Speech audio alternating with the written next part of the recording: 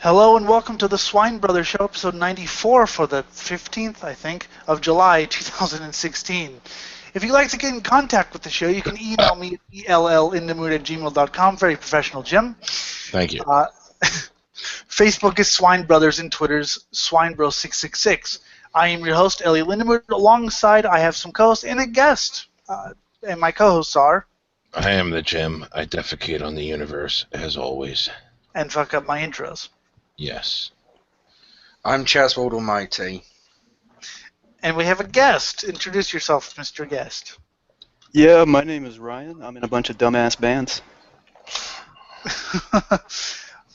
He's in bands. He's the guitar player for Slayer. Yeah. Yeah.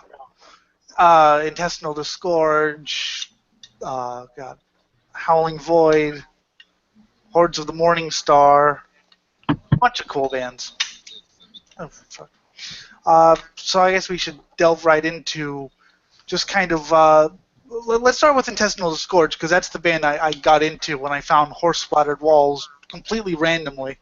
I was really into like grindcore, but I was into stuff like Napalm Death and Fear of God, so I had no idea what I was getting into.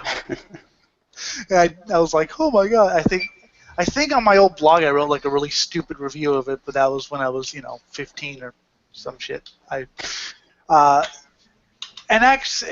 I love the song titles. I think my favorite was it Masturbating in a Diarrheal Toilet Water or something? Yeah, masturbating in overflowed diarrheal toilet water, I think. Yeah. Yes, which is something we've all done. No. Obviously.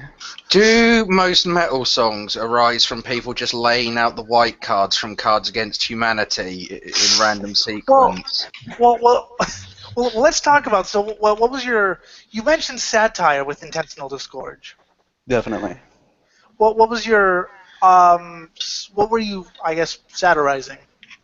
Well, initially we were satirizing all of the conventions that go along with being in a grind band, or specifically gore grind, which is that every song has to be about pathological conditions or surgical procedures, there's never a narrative. It doesn't have any context. It doesn't make any sense, but it's something you had to do for some reason. And we've never, and me personally, I don't give a shit about lyrics. I don't care about song titles in general. The whole thing that's not what I'm concerned with. I'm purely concerned with sound. And so like all this shit is an afterthought. So when we realized, well, we kind of have to have song titles at the very least, if not lyrics, we figured, well, let's just make fun of what people would expect to see. And we figured basically like on the first album, which was all about shit, that we were basically looking like how can we get more ridiculous than how the conventions already are. And at that time it was, well, let's make every song about shit and piss. And sounds reasonable to me. Well, it certainly is, I would think. But yeah, so in general, we're always trying to have a kind of tongue-in-cheek approach to like what we're supposed to be and what we're supposed to, preach about and all this other kind of shit. But the ironic thing is we really hardly ever have lyrics. Even if we print lyrics in an album, chances are those are not the lyrics. Because they just don't really exist. But sometimes we would write them down afterwards to try and transcribe what we had said in the moment. But because it's all very Dionysian, in the moment recording, everything kind of happens improv style. So you can't really trust the lyrics or the song titles because we're usually just trying to be obnoxious, to be honest. I kind of figured that. When I was just listening, I was like, "There's no way there are actual lyrics." Right. Yeah. I'm sorry. Go ahead. No, I was gonna say. Well, and I agree about the no narrative. That's why I liked Cannibal Corpse lyrics, because there was some sort of narrative. It was telling a story about, necropedophilia or whatever. But it wasn't in a lot of gore grind. It's basically just a bunch of terms thrown around. Exactly. Yeah, you start like in medias res, just like right in the middle of like some surgical procedure for some fucking reason, and and then we're just going to talk about it. Like it's like you're kind of observing a medical procedure, and I guess the doctor is telling you, so now we're going to cut between the third and fourth vertebrae or some bullshit, and I don't understand it either. It's all just trying to be like Carcass. Well, I think that's the heart of the matter. Yeah. Flipping to random pages in a medical manual. Yep. Yeah, and I won't say that I haven't done that, especially in my younger days. But, oh, yeah, I've done that yeah. too. You also said that you were satirizing a bunch of songs on an album, like 60, 70 songs. Yes. And that, of course, that started out as like a hardcore punk thing because the songs were so short. They're like, Minor Threat had an 8-song EP, SOA had a 10-song, and then it ballooned from there.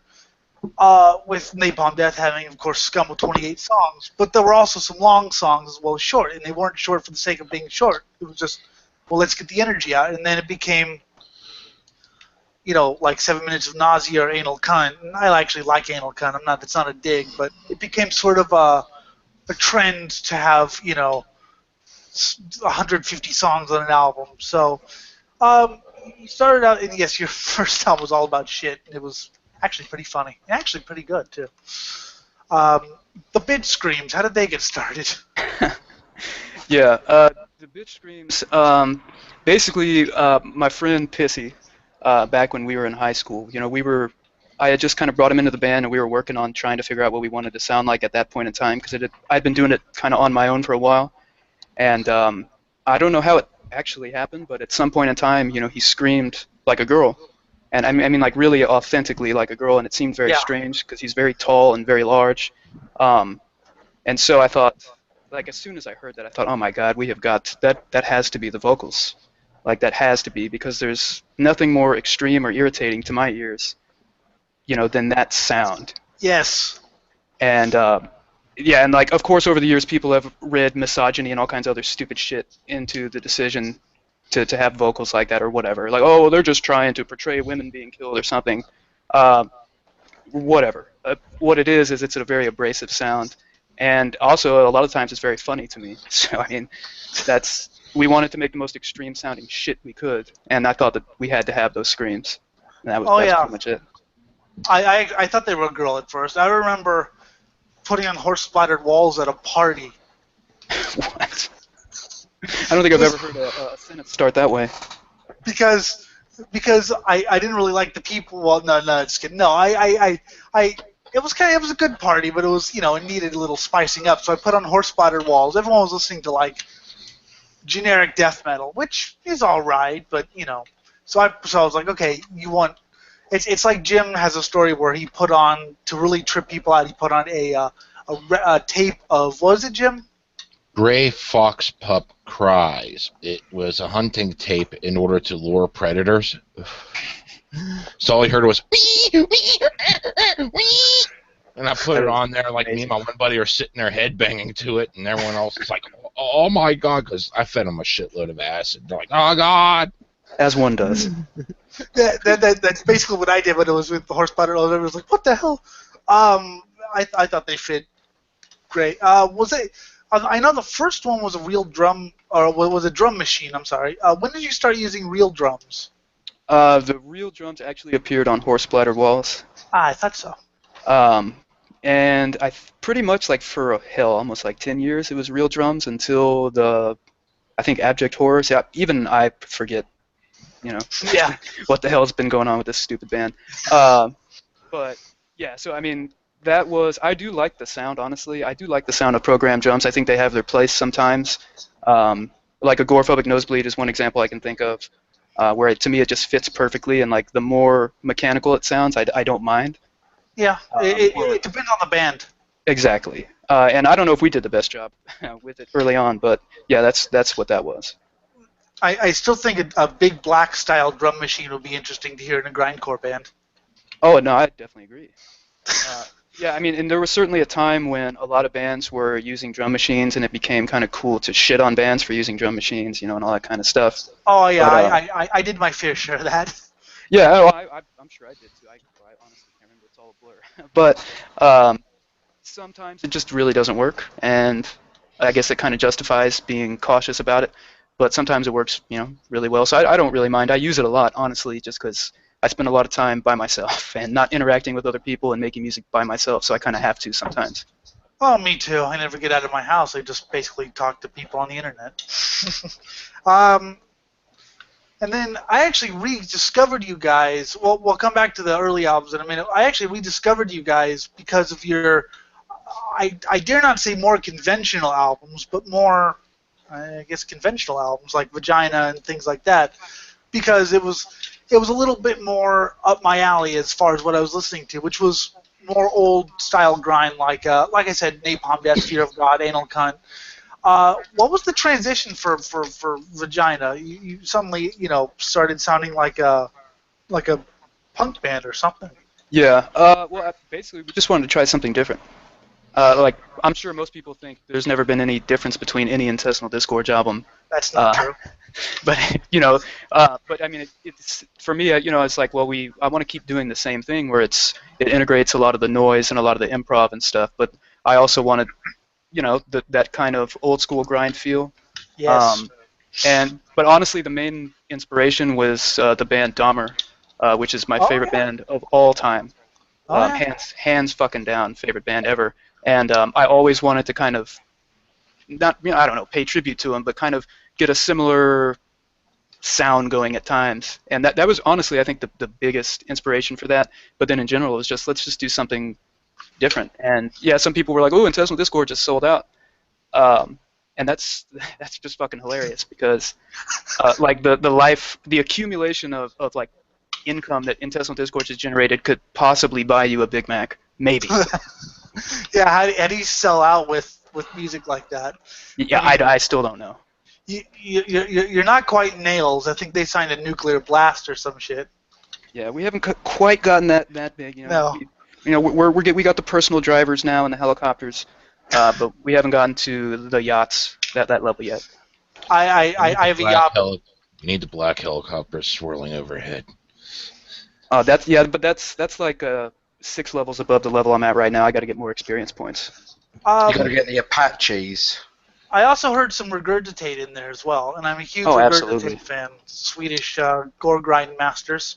Oh yes. And so that's what kind of got me into there. I can speak English. That's how I kind of rediscovered you guys, and I kind of went back. And then this was in 2010 or 11. This was when you were in your more brutal death phase, as I should call it. A little more. I will admit I love reading the reviews of your band on Metal Archives. They're hilarious. Yeah. Oh, I find, really honestly, I find any review of our stuff to be funny. And I enjoy reading it just for that reason. But yeah, I agree on that.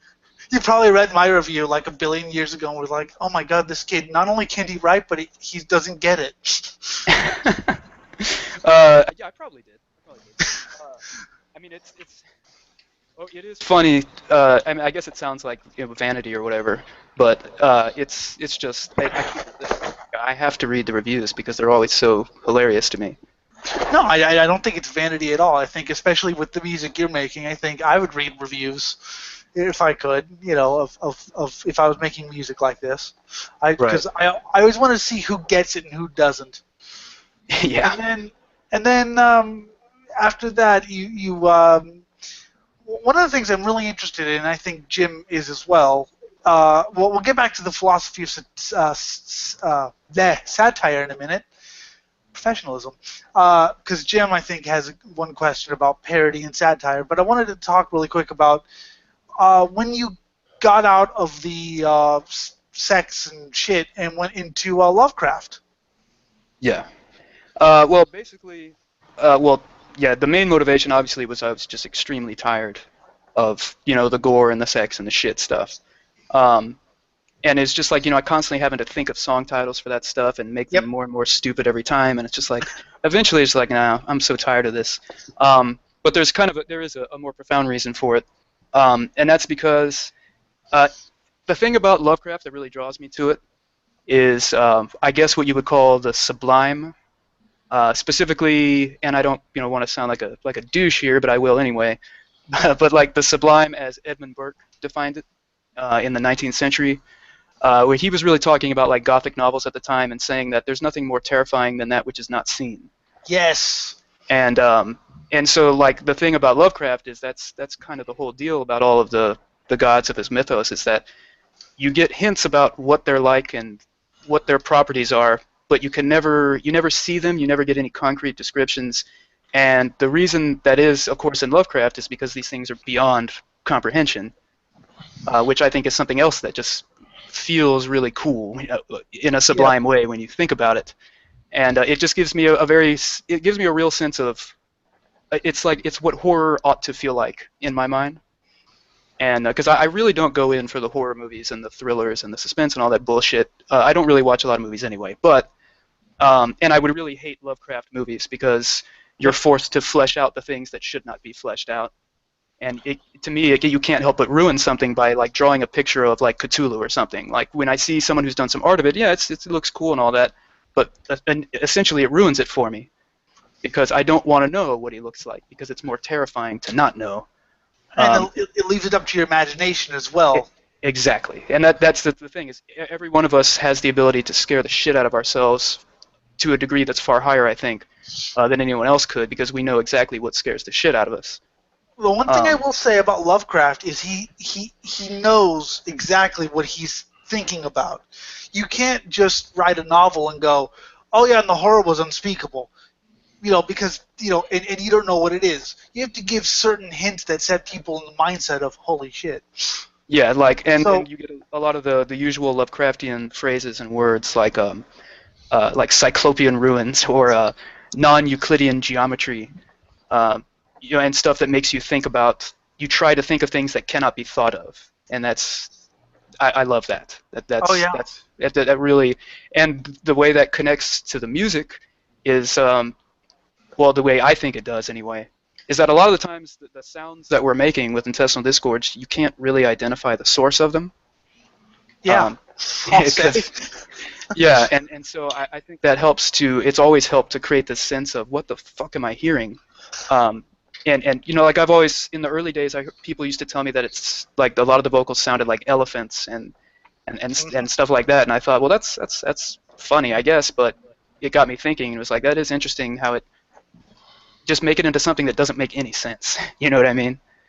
And I think that's how it connects and why I wanted to put them together. I don't know if that clears it up any.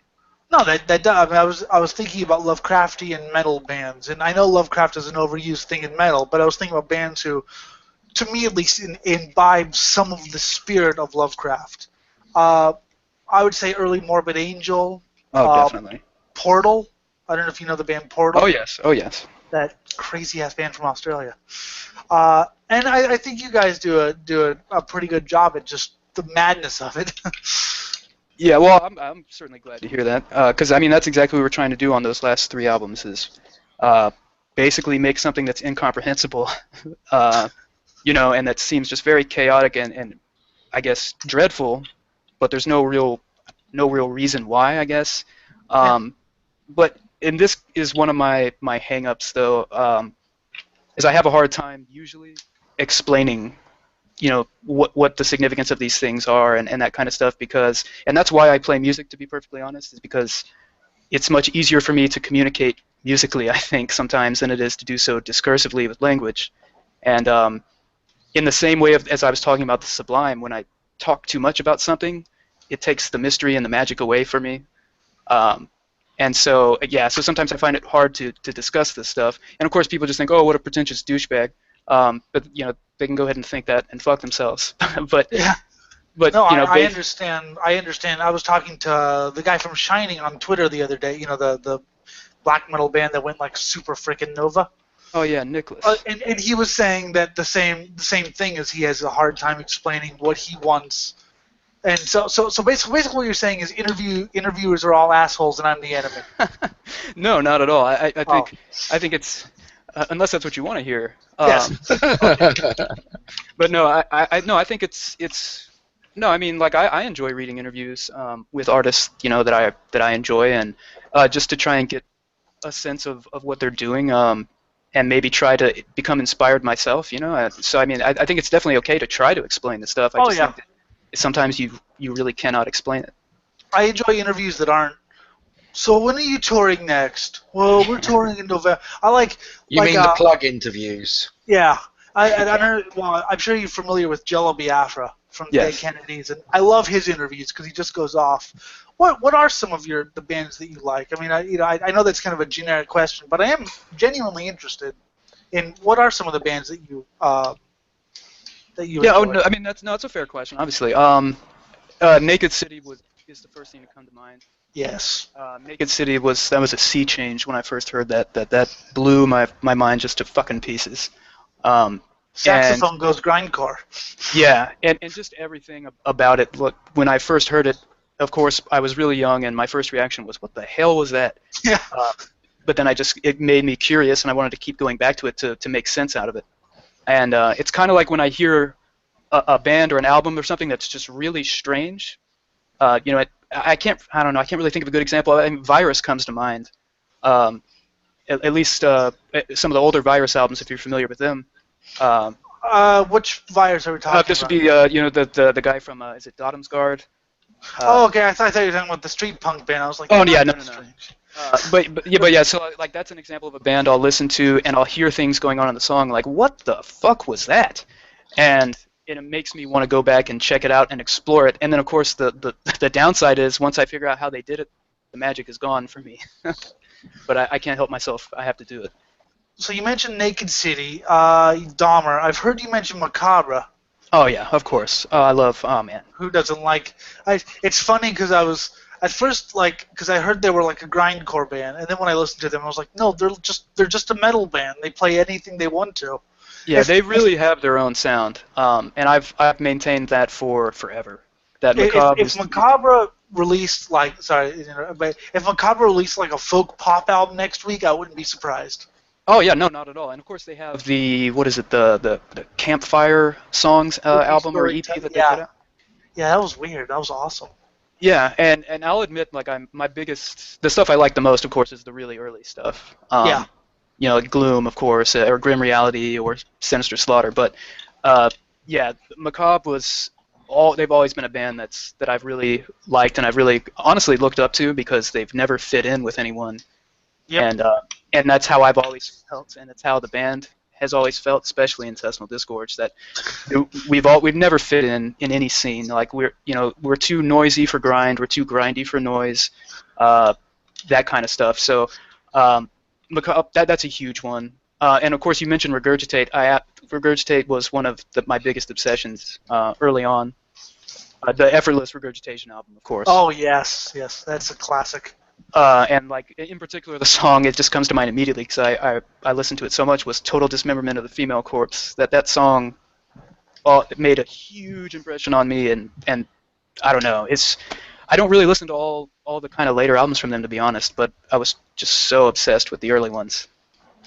I'm a completist, so I do listen to them every now and then because I have 85,000 songs on this thing. That's reasonable. So I right? So I do listen to them occasionally, and they're decent. I mean, I'm probably a little less discriminating than a lot of other people. As in, if it's metal like death metal, I'll listen to it. Although it doesn't always hit me the way Of course, I have class as Jim knows very well. But so I listen to the later out. They're okay, but yeah, the earlier ones are so much better. Yeah, and not to say that they're bad, the newer ones or anything. It's just you're saying, it just doesn't hit me the same way. No, oh yeah. What are some other? And then we'll talk about because you like bestial black metal apparently, or I hate the war metal tag because I always thought that was kind of a stupid name.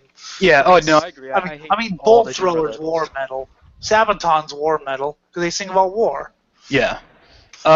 So like bands in that vein, of course, Blasphemy being the godfathers of it all, and I still listen to Blasphemy like to this day, and they're still going. But as far as I understand, like they haven't written a new song since the old days, and it doesn't matter because there's so much energy, and I don't know what it was, just the special time when they put that stuff together, that it still translates perfectly for me these days.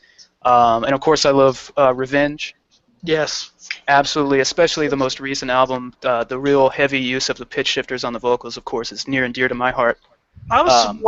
Pitch shifting can work for me, things other than grindcore, or it can fail, but that one, it really worked. I'm surprised because they signed a Season of Mist.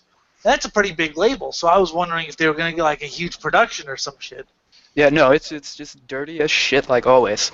Yeah. And I love it, absolutely. But yeah, and so like all the kind of usual suspects that come to mind, like Conqueror and Black Witchery, Like I enjoy all that stuff, and that stuff is very much one of those things where it has, to me, it has a similar atmosphere to the most chaotic of like noise grind shit.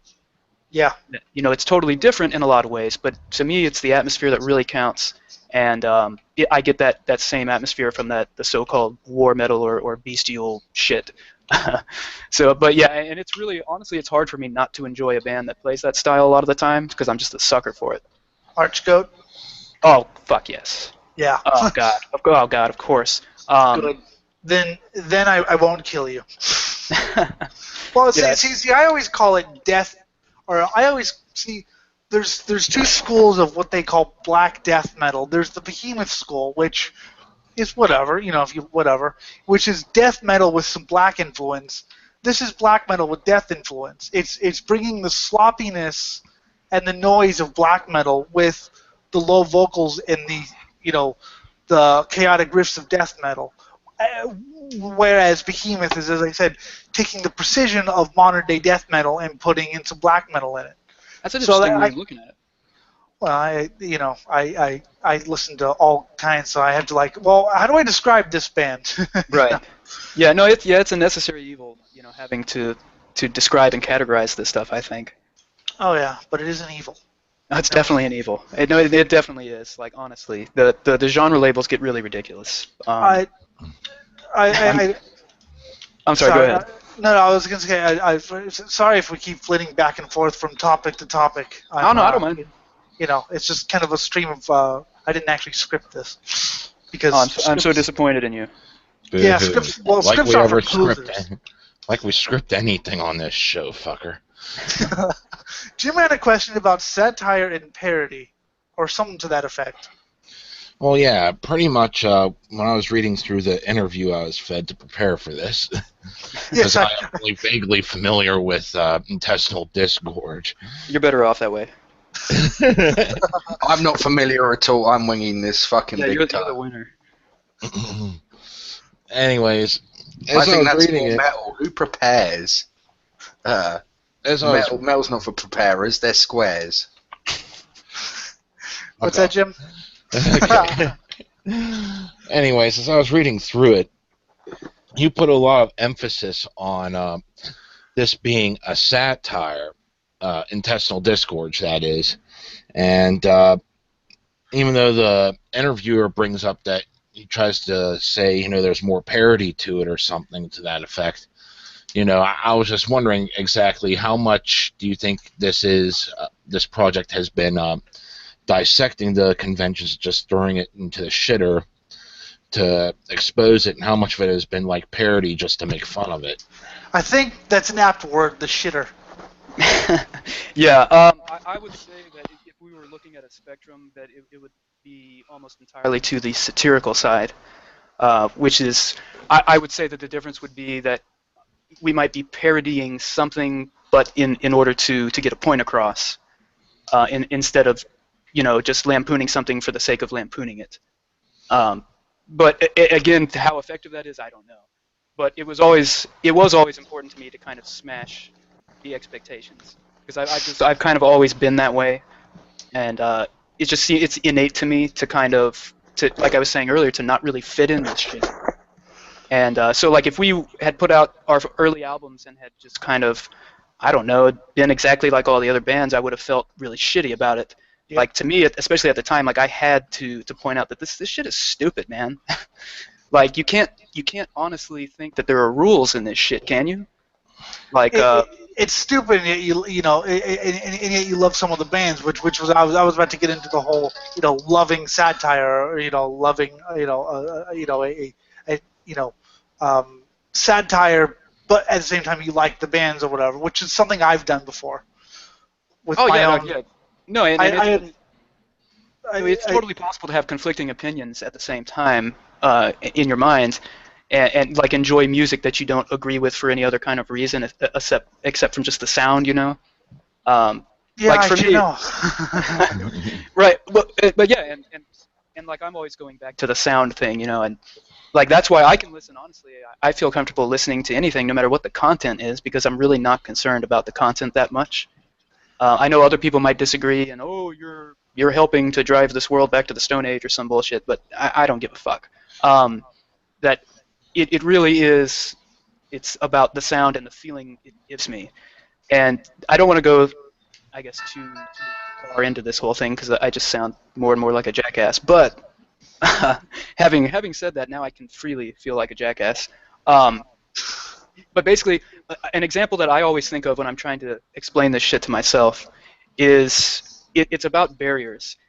When we deal with language and lyrics and all that kind of shit, there's an interpretive barrier between you feeling something and the object that causes the feeling. So the example I always think of is when someone tells you a joke that you don't get at first, and you think about it for a minute, and then when you get the joke, you realize why it's funny, and you laugh genuinely, right, because it's funny.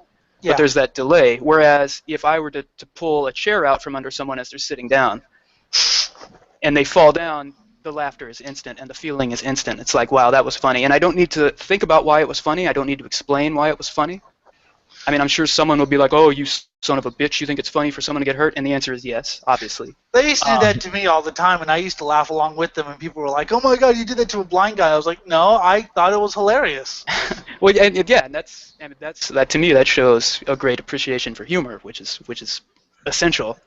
Because if you ask me, we live in a totally absurd, fucked up world, and the only thing that makes it bearable is the fact that you can sometimes stand back and laugh at it. Yep. But you were yeah, talking about what? Oh, I'm sorry. Go ahead.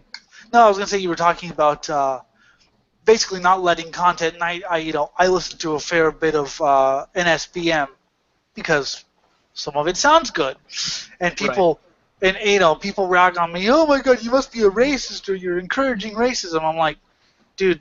A, they're singing in a different language. B, it's in black metal vocals, which you can't always tell what they're saying anyway. I mean, so some of the shit you can, but I mean, try to translate a Burzum song for me, you know, or a Dark Fury song. So I listen to like some, Bound for Glory or whatever. Thanks, Jim. Mm-hmm. Right. So, I understand that. Like I totally agree though that it doesn't matter what they're saying or what message they might be trying to get across or whatever, because me, I'm as a autonomous individual, I can discriminate, and I can do that. I can listen to something even if I find it to be offensive. I don't see a problem with that, but clearly a lot of people do. Yeah, I mean, I find if I like slam, which Jim hates. No, just kidding. I like slam and brutal death metal, and although if I was really to look at the lyrics and look at what they're saying, I would probably say, oh my god, they're horrible. I don't really care because A, I know they're not serious, and B, it's music, and C, Exactly. You can't really tell what the fuck they're saying anyway. Well, I agree, and that's honestly why I'm always so focused on the sound. It's like even the human voice, it's an instrument obviously, and it's part of the whole palette of the sound. Yep. And whether or not they're using intelligible words or something really doesn't bother me. In fact, you mentioned a lot of bands singing in foreign languages.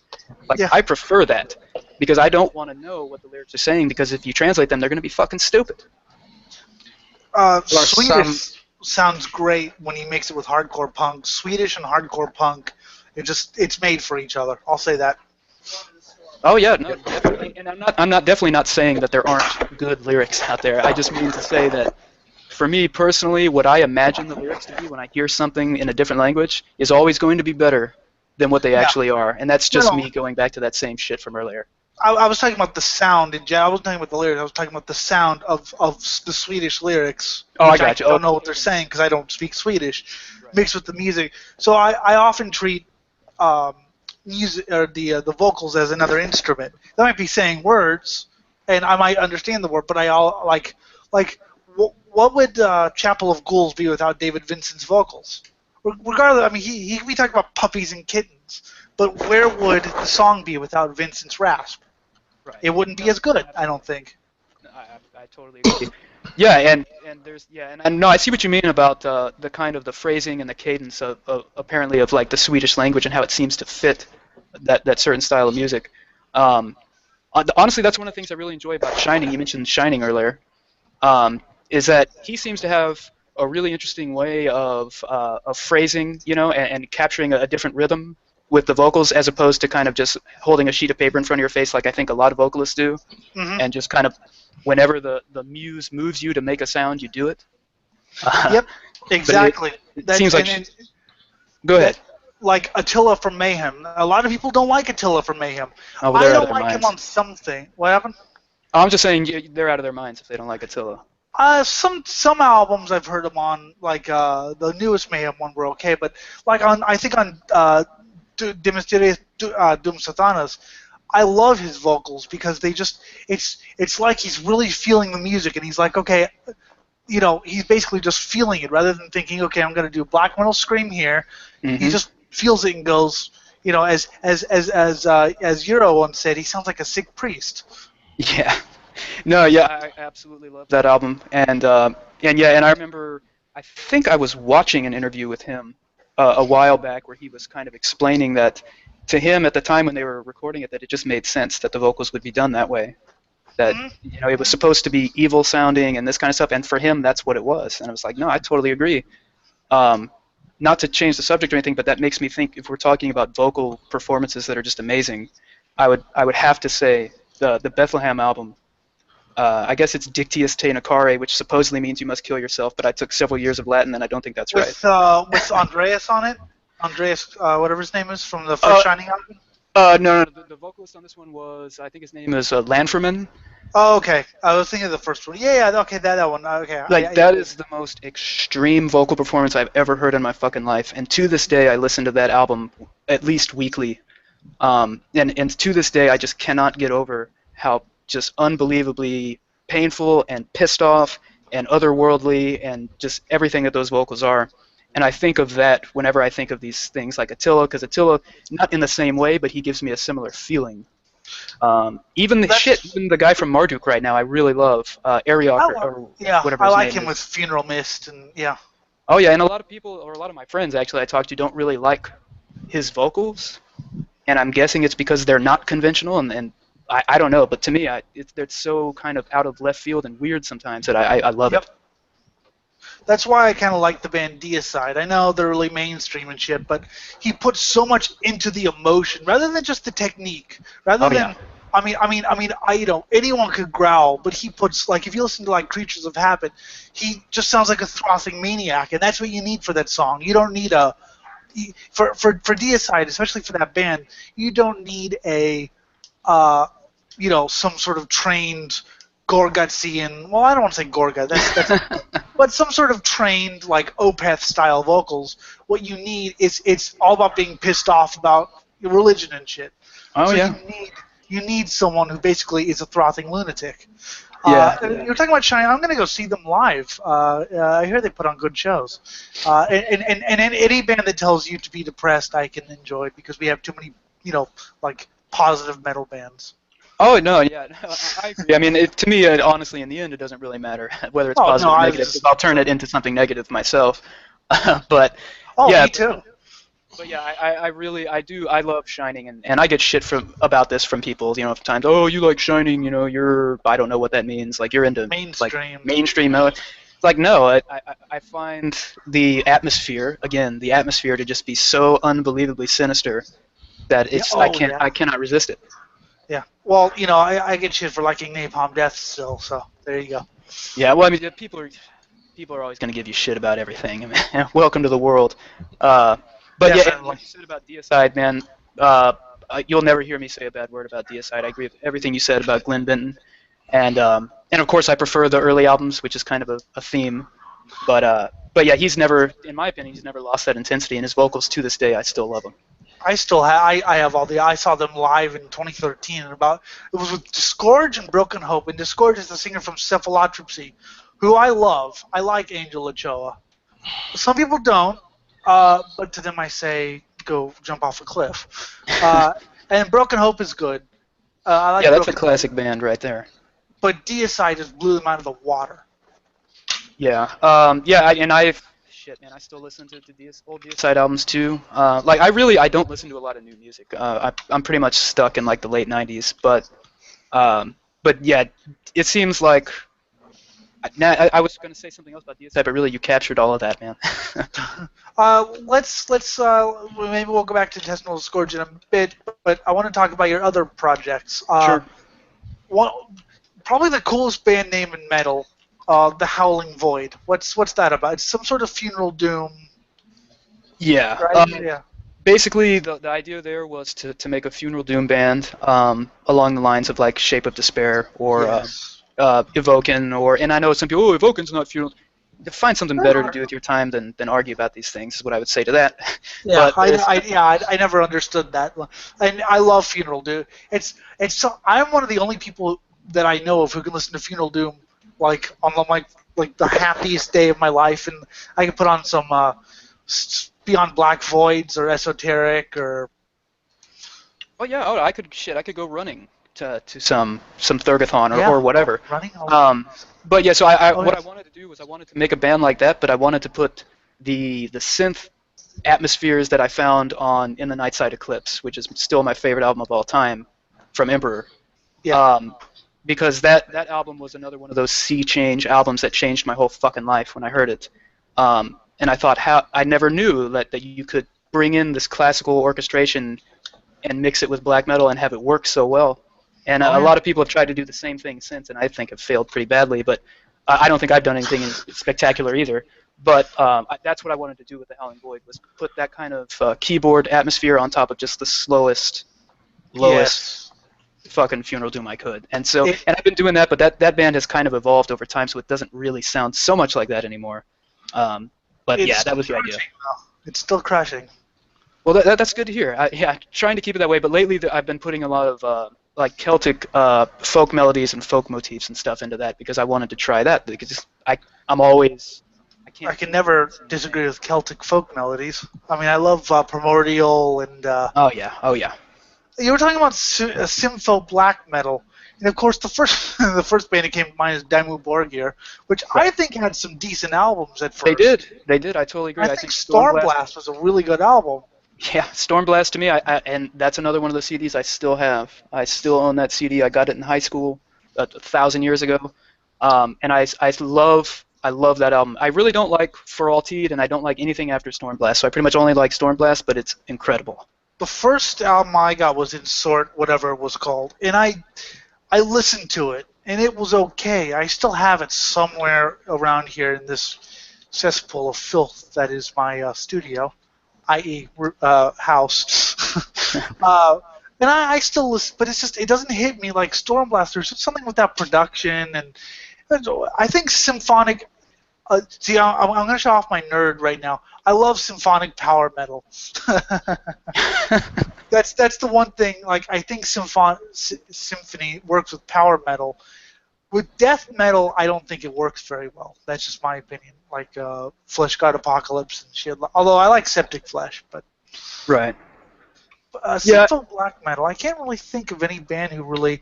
I mean, Behemoth had some symphonic keyboards on their demo, which I think worked, but yeah.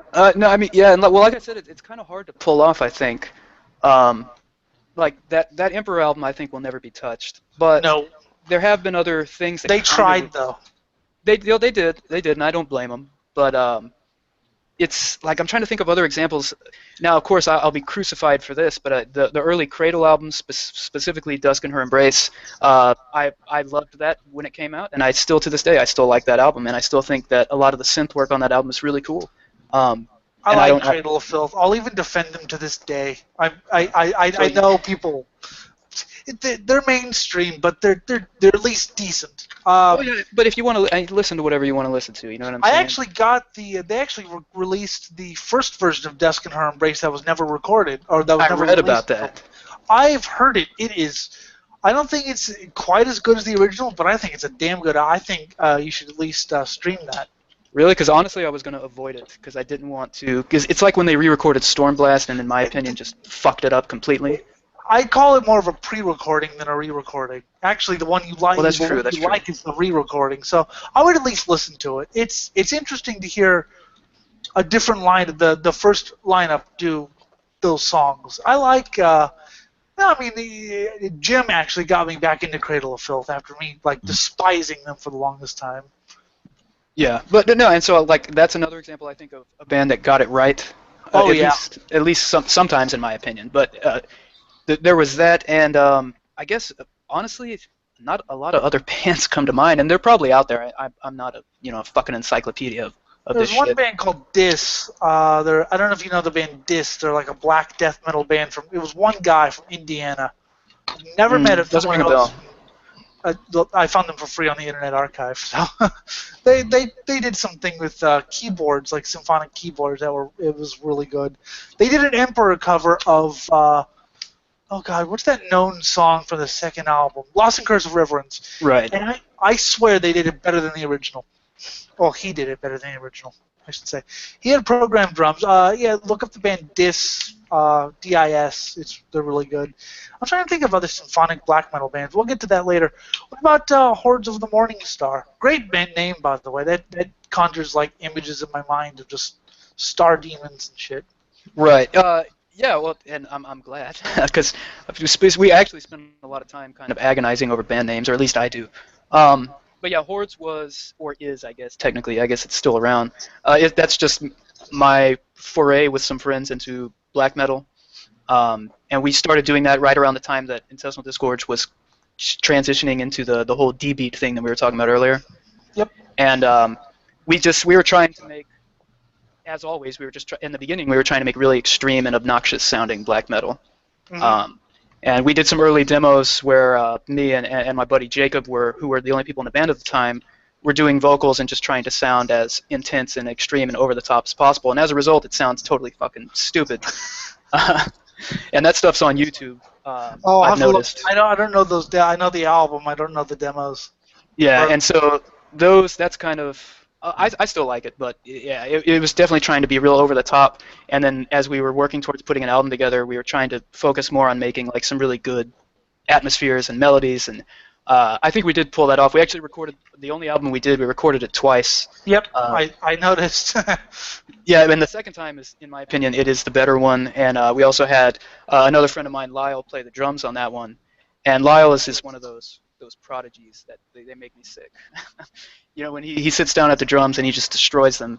Yeah. And I was really happy to have him to play on that album for us. And so I thought we made a pretty decent sounding and atmospheric album. But I'm trying to think what band you remind me of, but you remind me of a certain band. Moonblood, maybe? I don't know. Well, I mean, the bands that maybe come to my mind when I listen to it now, they're probably not going to be the same. Well, Belphegor comes to mind when I think about it, because I'm gonna see them live too. Fuck yeah. Yeah, Belphegor has a really great sensibility for melody, I think, and Yes. And they make some really cool sounding riffs that just you don't hear anywhere else. I'm not claiming that I was able to write anything, even close to that quality, but that was definitely something I was thinking about when we were That's doing why I that like shit. Behemoth. Even modern day Behemoth is because they could still write interesting melodies in the chaos of their hyper-intensive death metal, like Belphegor, as you said. Yeah. Kind of like Dissection. I think Dissection. Oh yes. Oh god, yes. Dissection actually helped the singer. I was reading some of his writings and actually helped me. Let's call it spiritually, but that's a whole other conversation. Oh, so he helped you to see some of the Gnostic perspective, I guess. Yeah, and anti-cosmic. I think as Jim knows, we've talked about this many times.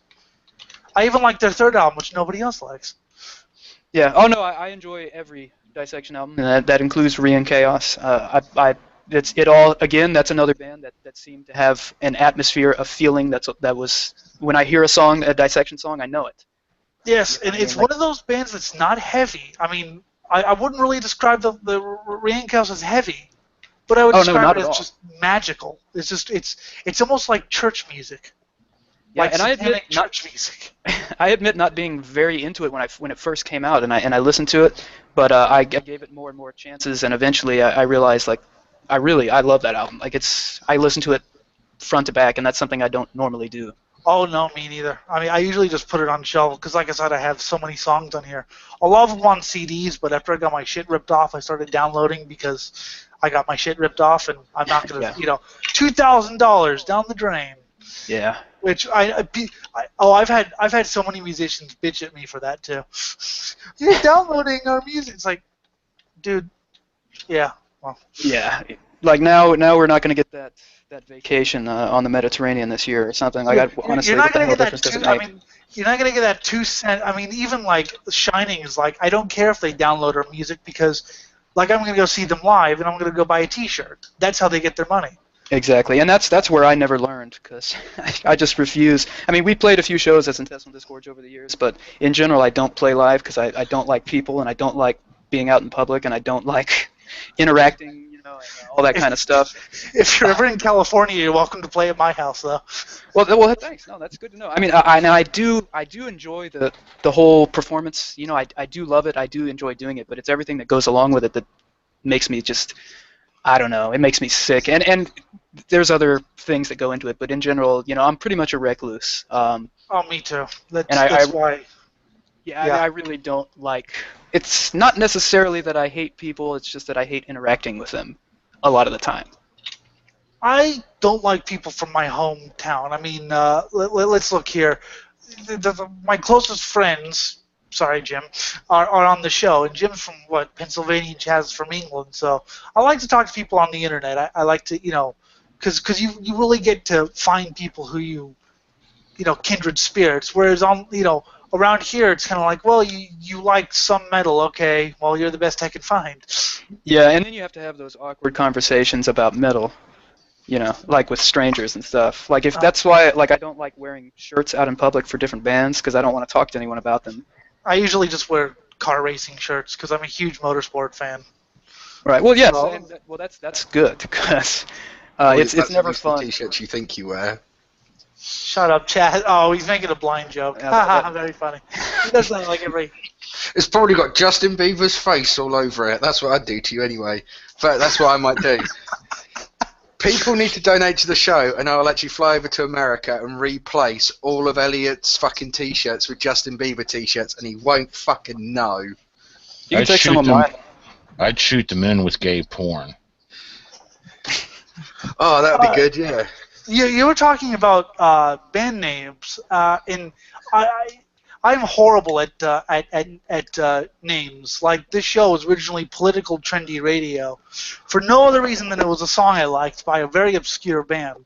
The downside, which was everyone thought it was a fucking political show. I mean, we talk about politics, but we also talk about we're huge metalheads, so we talk about music, and then we just shit on humanity. Right. But everyone thought it was a political show. I really wanted to change the name, so I couldn't think of another name because my mind was blocked. I mean, my noise grind band was called Fucked Up Society for no other reason than I just thought it was a stupid name. Yeah, let's do it. Yeah, well, honestly, though, I mean, what more of a reason do you need? So Jim thought up the Swine brothers, and it's a very long story. And I was like, well, I can't come up with the best. And you can't deny that artwork is cool. The pig smoking a cigar thing. Oh, is that an original piece? That was lifted off of a guy named that goes by the handle of Alpha Omega Sin. This was after a scandal with I think Fine Brothers, and he was calling on the Swine Brothers like, dude, can I steal that? He's like, go for it. So I stole it.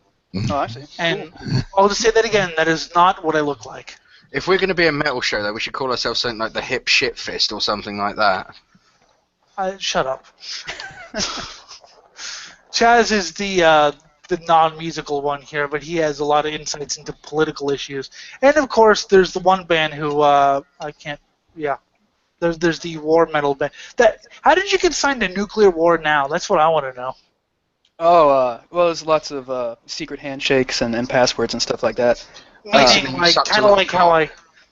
See, I'm guessing it's kind of like how I got an interview with you. Hey, dude, you want to be interviewed? No, honestly, that's exactly what happened. I recorded that. I'm guessing you're referring to Numa Hagion, another one of my bands. And most of them are one-man bands, so it's weird to call them bands. But anyway, whatever. I recorded the first demo, and I thought that there would be no better place or no better label to release something like this than Nuclear War Now, because I mean that's where it's at.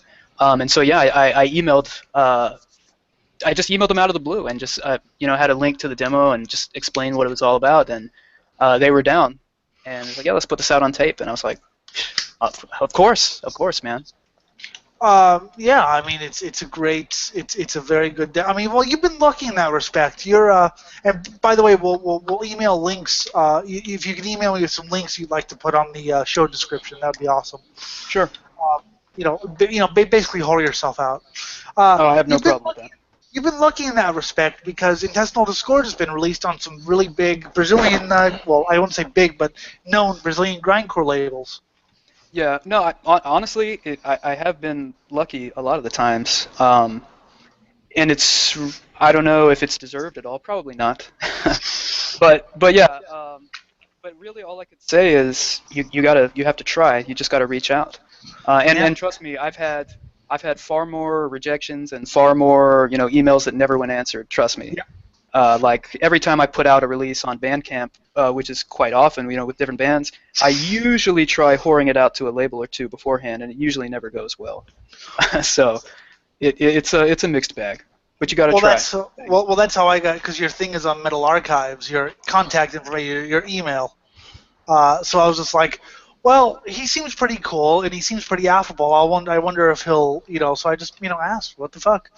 Yeah, and that's all you got to do, for real. I mean, honestly, in a lot of my interactions with people over the years involved in this type of music, it's always been, well, not always, but it's usually, really chill, really laid back, really decent people. And then he met me. The asshole. No, I mean, the source of the internet. But yeah, like it's amusing to me because sometimes people will say stuff like, "Oh, I didn't think you would answer me back," and it's like I don't have any notoriety whatsoever. Yeah, I was pretty sure you did. I didn't, I didn't pick you because I thought, oh, this would be a boost to the show. It was, hey, you bastard. Cool. But yeah, no, it's totally true. Like, I don't. I mean, honestly, I'm not trying to say, oh, I'm the most down-to-earth guy in the world, but I am. Well, and I don't think you're that pretentious. I think you're very profound, actually. I'm flattered by that. And by profound, I mean pretentious. Oh, well, thank pretentious plot.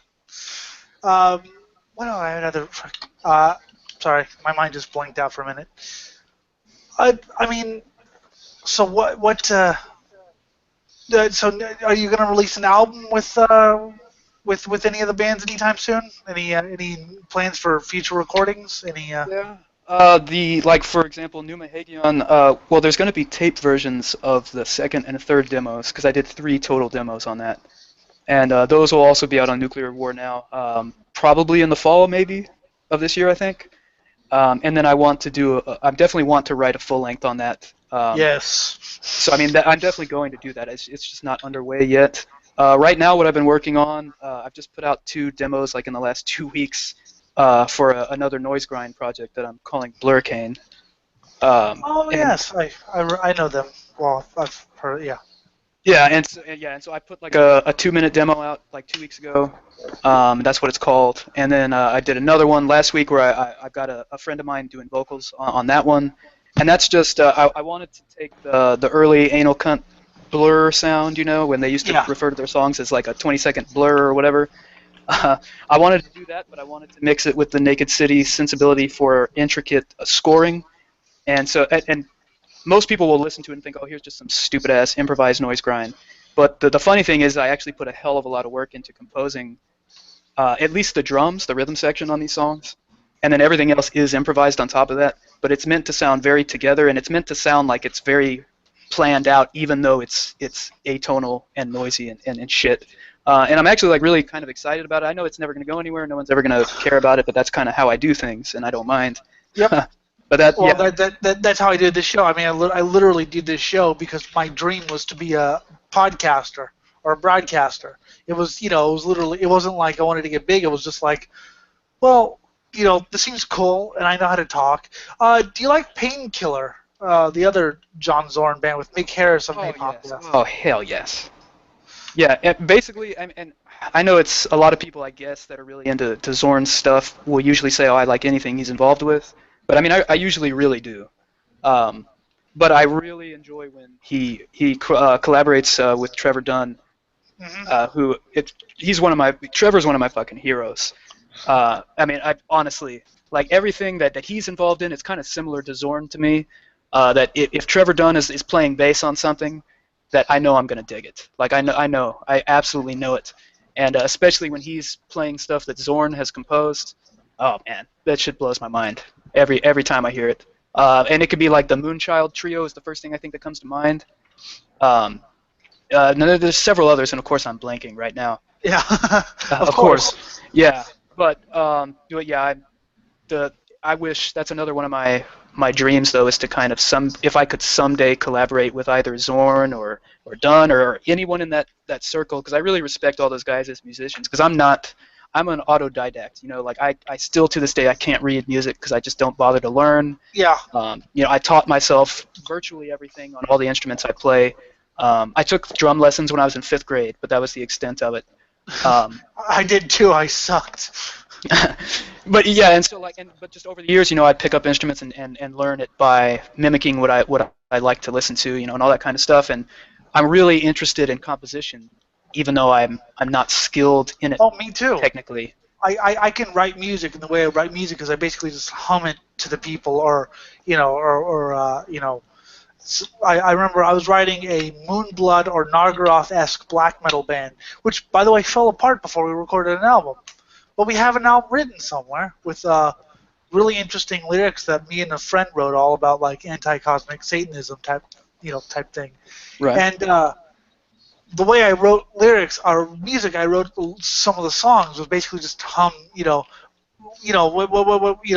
well, what if you went, that type of thing? And they basically just, okay, so like this, and it took forever to make right, but I actually thought Intestinal Disgorge, you said improvised. I always thought Intestinal Disgorge sounded, like, especially Horse-Splattered Walls, sounded structured. Like, I always thought the riffs were pre-written on the Horse-Splattered Walls. No, it pretty much across the board, well, maybe with the exception of the Lovecraftian type of stuff, it was always that the drums were recorded always first, and they were always improvised.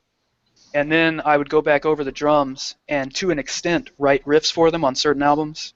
But for the most part, it would just be improvising also on top of with improvise on guitar, then improvise on the other guitar, then improvise on the bass, then pass the microphone around, everyone screams. Yeah, you know what I mean? And then that's that. That's interesting that you can make improvised riffs sound like they were meant. I mean, because like I was listening to a couple songs, on the Vagina. I couldn't imagine any of the riffs sounding any different. That's the interesting thing. I love the drum sound on that album too. Oh yeah, that was totally home recorded. That was really like an act of magic somehow that we managed to get it to sound so clear. But I think honestly maybe that's why it kind of has an appeal the way it sounds, is because it really is a garage recording, and it really is that straight out of my garage, that album. Well, most of them are really, but yeah. I don't know how much time you have left, but I'd like to ask about your You did some collaborations with some noise artists. Yeah. How did you get started? Those are a trip. Oh yeah, yeah. Well, I mean, that was either people might have reached out to me via email, or I reached out to them, or it just might have been someone I knew, like a friend of mine, Martin, who does the Project Rape, which stands for Raw and Perverted Entertainment, I think, if I'm correctly. But yeah, and that's the show. Yeah, and so he's over there in Germany, and he always really liked Intestinal Disgorge, and we had kind of just been in touch, by email and stuff, and come to find out, he was doing some power electronic stuff, and eventually we got around talking about it. I was like, wait, why don't we do a collaboration? It's like, well, it makes perfect fucking sense to me. And around that same time is when I guess I started reaching out to other people that were doing noise to say, like, hey, you want to put this shit together and see what happens? And that's basically what happened there. And honestly, I thought I really enjoyed all the collaborations because they're totally unpredictable, and I didn't know what the hell I was going to get. When I turned my music that I wrote over to them, like, I don't know what the hell they're going to do with it. But that was part of the fun, really. Yeah, there's always a certain sense of unknown in that respect. Because I used to do some studio projects, which I have to do again. Well, I want to make like an Archgoat type band, but there's always a certain sense of what's going to come out of it. Even like in a conventional band, I can't imagine with power electronics. I can't say I'm the biggest power electronics fan. Like I like Abruptum, the black metal ambient torture fest. Oh, of course. Yeah, they're in a league of their own, really, if you ask me.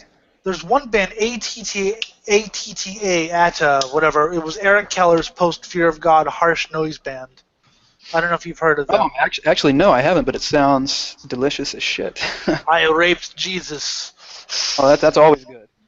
Yeah, it was. I don't know if you're the band Fear of God at all. Oh yeah. Oh yes. Absolutely. Eric Keller, the singer, has been a profound influence on my musical taste. So if I keep mentioning him, there's a reason for that. Yeah, so, no problem. But I'm not. What? No, I was just gonna say, as far as the power electronics go, for me, like it's really only two bands that I really listen to regularly, and that's White House, of course. Yeah. And then Atrax Morgue, which was the Italian project. Sadly, that dude committed suicide several years ago. But his recordings have always been really fucking creepy to me. And like a lot of times, I can listen to two different power electronics records back to back, and one just sounds like nothing to me, and the other one is just really profound. And I always found Atrax Morgue to have that really profound feeling, and I don't know why. Again, I can't explain it, but I recommend anything he ever recorded under that name, because that shit is just or especially the ones without vocals. I'm trying to think. I think it's Sickness Report is the album that I enjoy the most from Atrax Morgue. And if I'm not mistaken, there's no vocals on that one. It's just these really creepy, fucking dirty analog synth sounds. And I guess when you describe it, it sounds kind of boring. But no, it sounds interesting. I'll have to describe because I'm a huge fan of like ambient and things like that as well. Yeah. Thanks to Burzum and then later Dreams of Dying Stars, that however you pronounce his name, the Funeral Doom guy. The guy who pronounced Ethereal and he did a space. Yes, Stan Van whatever his name is. He's a sort of Funeral Doom god. Yeah. And a lot of stuff that a woman named Belita Adair has done with Satanic Corpse and things like that. Oh yeah. She's done black metal, and you're the first person who's ever heard of this band other than me. Good company, man. Good company. I heard She's Satan, and it made me want to get everything she recorded. Took me 2 years, but I did it. No, I totally sympathize. I know, or I think I know the draw. I think I know what it is that same feeling that appeals about it. Same thing with Coven and Jinx Dawson, but Oh yeah, that's classic shit. Oh yeah. Okay, you're officially not going to be killed by us. All right. But yeah, it looks like I do got to run here though, guys. But I do really appreciate this. And if you want to come back, just for another interview or just to shoot the shit or whatever, you can. I mean, you're. Oh well, shit, man. I appreciate the invitation. I'll probably take you up on it at some point in the future. But I just wanted to say, like, for real, man, like, no. And I was telling y'all kind of before the show, but like, no one really ever asks to interview me, and it's kind of cool. So, I was definitely like when y'all contacted me, I was like, oh hell yeah, I want to do that. And I don't think I have a lot to say, but I do kind of enjoy sitting back and talking about the shit. So I do appreciate it, guys. Yeah, it was part interview, part conversation. Yeah, I appreciate it as well. Send me links that you'd like us to put on your on the YouTube description. Definitely will. And again, thanks. And if y'all, or I guess if anyone's interested in any of this shit, I'll get those links to y'all so they can check it out. But I'll tell them that they're better off just skipping over my shit completely. It's kind of like this show. You're just better off not listening to it. No, I think there's definitely more value in this show. I can already tell that than in my accumulated musical works. But that's perfectly fine. Thanks, man. Hey, no problem. Great lurking here. To the show. Yeah. All right. See you all guys later. All right. See you later. We'll see you later. Have fun. That was fun. Oh, yeah. Well, that's Elliot's boner for the rest of tonight, then, isn't it? Jim, you've been enjoying yourself there? Oh, yeah. Just lurking. That's what I do. So I hope everyone enjoyed that interview. Yeah, it was It went better than I expected. I mean, not through his, because I thought he would do that. I thought I would freeze up and just, No, you just do you, and it'll be fine. yeah. And apparently I'm a good me. I'm the best me there is, damn it. Yeah, whatever. So, recent events. The world's kind of exploded in the past couple days. Yeah. Oh, let's start off with the thing that's been annoying me. Oh, okay. What's been annoying, Jim? Pokemon Go, Pokemon Go. The Holocaust Museum's requested to be removed from Pokemon Go after someone caught coughing inside. Oh! I think we broke Jazz. Yes. He caught the irony in all of that.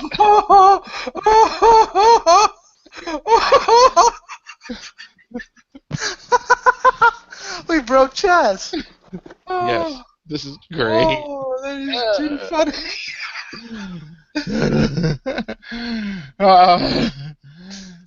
For those unaware, coughing's a Pokemon that exudes gas. Could you imagine being the person at Pokemon Go having to get that phone call? I know. God. And even though the fucking article doesn't say it, coughing and wheezing are also known as the poison gas Pokemon.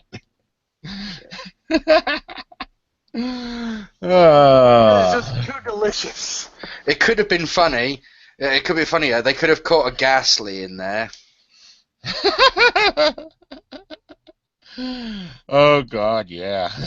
Anything off that line, fuck.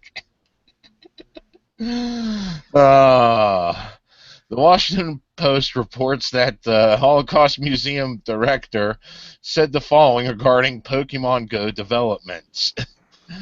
Playing the game is not appropriate in the museum, which is a memorial to the victims of Nazism. Well, So Pokemon some Go. guy's going to come in and tell you what you can and can't do. Funny that. Well, that is actually kind of true. It's however you want to play it, I say. I see the credence on both sides of this, but I'm still inclined to sit here, point, and laugh. Yes. Of all the Pokemon to show up in a fucking Holocaust museum. Could have been funnier if it was Anne Frank's house. That will be the next one. We're all sat here waiting for when, Pokemon Go is big in Holland. And then something appears at Anne Frank's house. Everyone gets fucking butthurt over a Pikachu. We are trying to find out if we could get the museum excluded from the game. Someone found coughing in the Holocaust Museum. I'm dead, someone tweeted. And it is a picture of him being found in a museum. So Pokemon Go, of course, is the game that I think is ridiculous, but, Well, it kind of works better if you have functioning eyes. Yeah. It's deliberately made for people who have actual eyeballs. I'm not talking about eyes. I'm saying it works better if you have the IQ of a midget, a retarded No, midget. because of... Right, you see, with Pokemon Go, you use your phone's camera, and it does what's known as augmented reality, where it just superimposes it onto the image that's displayed on your screen. I know what it does. So that obviously wouldn't really be much to somebody whose eyes don't work. Well, it doesn't matter if your eyes work. I do a lot of things you don't need. I don't do a lot of things you don't need eyes for. I just think it's a stupid thing, and the way people are driving, not actually paying attention to the road, paying attention to Pokemon Go. Mm-hmm. No, that's just people being idiots, really. I mean, it's not the problem with the game itself. It's like there are people who masturbate at the wheel of a car. Speaking of masturbation. Hey, Chaz. I got a tangent here. Fuck We're you. talking about Pokemon and masturbation. Well, we have a Pokemon porn parody called Strokemon. What? Yes. The hilarious parody porn folks over at Wood Rocket have done it again. This time with an intentionally kitschy and bizarre Pokemon porn parody called Strokemon. The film features characters wearing full costume and body paint, and even takes liberties inventing some of its own Pokemon characters, such as the Suck You Dry. In the Pokemon porn parody, friends with benefits, Gash, Fisty, Dikachu, and Caulk. Cock. Really? Yeah. Search for the horniest Strokemon. Starring, I'm going to butcher these names, Cassandra Rain, Rizzo Ford, Tyler Ned, Leia Falcon, and Vuko. That's pretty interesting. And hello to whoever joined. Yeah. That is, I don't even want to make jokes, but I've seen Pokemon porn fics. Yeah, these are the same folks who brought you 10-inch Mutant Ninja Turtles. Which I think is actually a standing good day. You see, that's the thing with porn. It should really embrace it, and it should be all about the name. I wish Ryan was still here because that would have been a great Intestinal Disgorge album. Yeah, who knows? He might share this link and actually watch it up to this point. But you see, the thing is, no one wants to see, like, you know, Slut Nurses 7, yeah? But you call it, like, Genital Hospital. I'll give it a fucking watch. I don't know. Jim's dad might have wanted to watch anything. Spanked Enema Nurse, volumes 1 through 37. Fight on. Oh, so he was a collector then, and not just a serial masturbator. It was the same exact. It was the same two girls following nearly the same exact script. All they would do, but Change one thing. one very minor element. In one scene, she's kneeling in the corner on a carpet. In the same exact scene, in the very next edition, she's kneeling on top of fucking hairbrushes. Somehow that minor change necessitated an entire new edition. Then to differentiate that between the next one, she's saying, oh shit, oh shit, oh shit in one scene. Then in the very next one, she's saying, oh fuck, oh fuck, oh fuck. And that minor change is the only thing. There's no difference other than that one change. And you guys used to do, like, games where you had to guess. Yeah, that was our drinking game. We would sit there and watch different editions and say, so what was the difference? All fucking I would have thought a drugged better out of our question would have minds. been, what was the fucking point? I was sick like that. Still am. Fuck you. Yes, and, You know and what? that's why you're on the show. A stand-up called Bill Bailey said pretty much one of the funniest things ever. He was saying, wouldn't it be funny if, like, porn, yeah, got really socially conscious, and you started seeing, you know, like, Backdoor Nurses 7. A proportion of the sales of this DVD goes to a women's literacy program in sub-Saharan Africa. Some shit Actually, like there that. was a porn fucking charity. What the fuck were they fucking promoting? I forget which altruistic cause they were going for. But there was a porn charity done where they did like a live stream, and like people that like bought in to watch the live stream, and those that like fucking watched it later, paid to watch it later, all the proceeds from that stream went to whatever charity they were supporting. I'd have to look it up again, but it was done by Mercedes Carrera. Oh, She yeah. was one of the brainchildren of that. Interesting. Well, porn for a cause. We should do Do you know porn what to her help. name came up when you said porn charity? I thought, do you know, I think we'd probably do something like that. You know, we should do porn for Swine Brothers. Not us, but I mean, like help us become more professional. Have you seen... Porn Oh, with no, all you the haven't, money. because you're blind. If you had seen The Shape of Me and Jim, I'm sure you would disagree with that. Oh God, I want people to like. I don't want people to go blind. Jesus fuck. You know, I mean, like, us in, like, a sort of, like, fucking Swine Brothers 2017 calendar is a really fucking bad idea. But you see, there is hope for me because people are into hobo porn and like bums fucking and shit. And I got that in looking spades. Whereas Chaz just looks like a. Yeah, go on. Try it. Go on. What do you think I look like? Yeah. Jim, what does he listen look to this. like? What does the blind man think I look like? I don't know. Chavo Guerrero.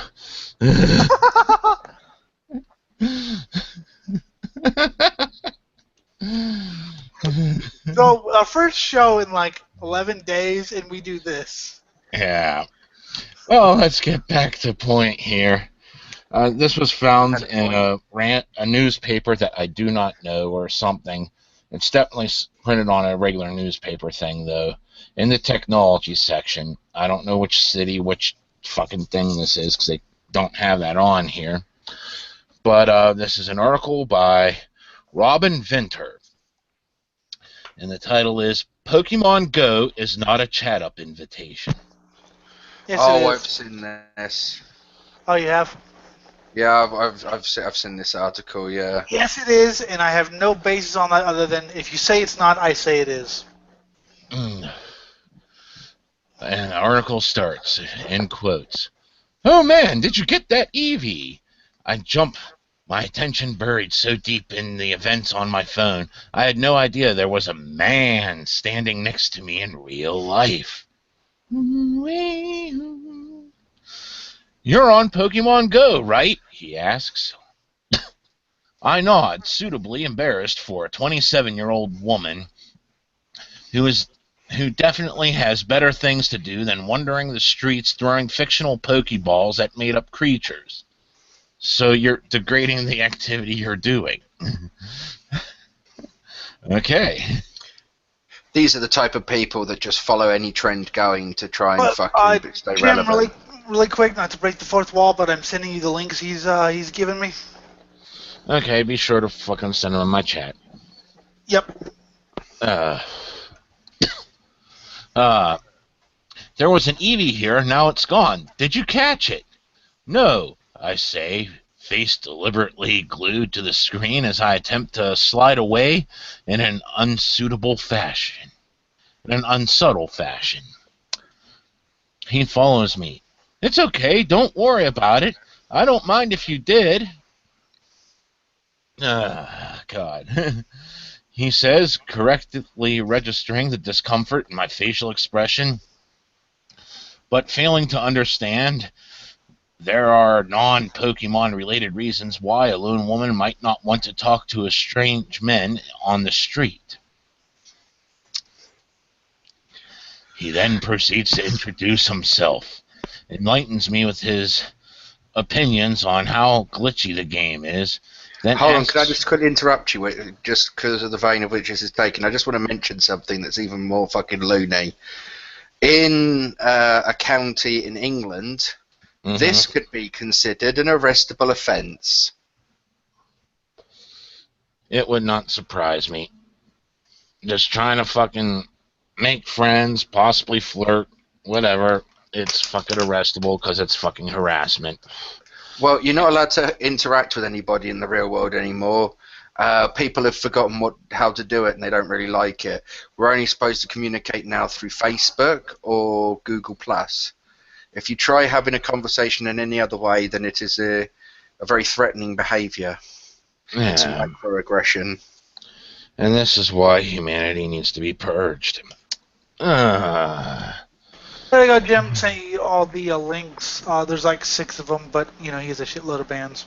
And come to think of it, it's possibly one of the main reasons why humanity will be purged. We'll just stop reproducing because we can't fucking interact with each other on any level.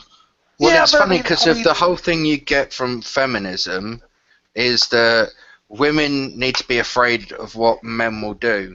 And then they act weird when men try and be nice to them, yeah? And what they're doing is they're making men think one or two things. Women either don't like men who are nice to them, or you're nice to women and then they act like stuck-up bitches. And then men seem to find women a very toxic thing to be around, and then they all start whinging that they can't seem to find any men. It's a fucking curiosity, that one, isn't it? Mm-hmm. Well, there's a difference between being I've noticed usually men who talk about how women don't like nice guys are usually sociopaths. That's just from my experience. Who have like a nice guy complex. Because I've had no shortage of being able to find women who can deal with me, which is as everyone who listens to the show knows, is slightly amazing. Mm. See, back when I was like 17 or 18, I was at the mall waiting for my girlfriend to show up. So I approached this random chick that had like a fucking watch on her hand and asked her for the time. She kicked me in the balls, screamed rape.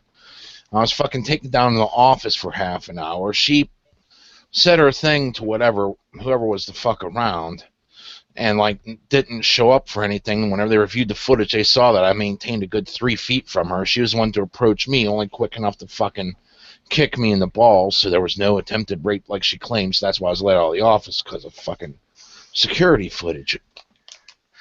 If you want a good one, I saw a video recently that this black guy recorded on his phone.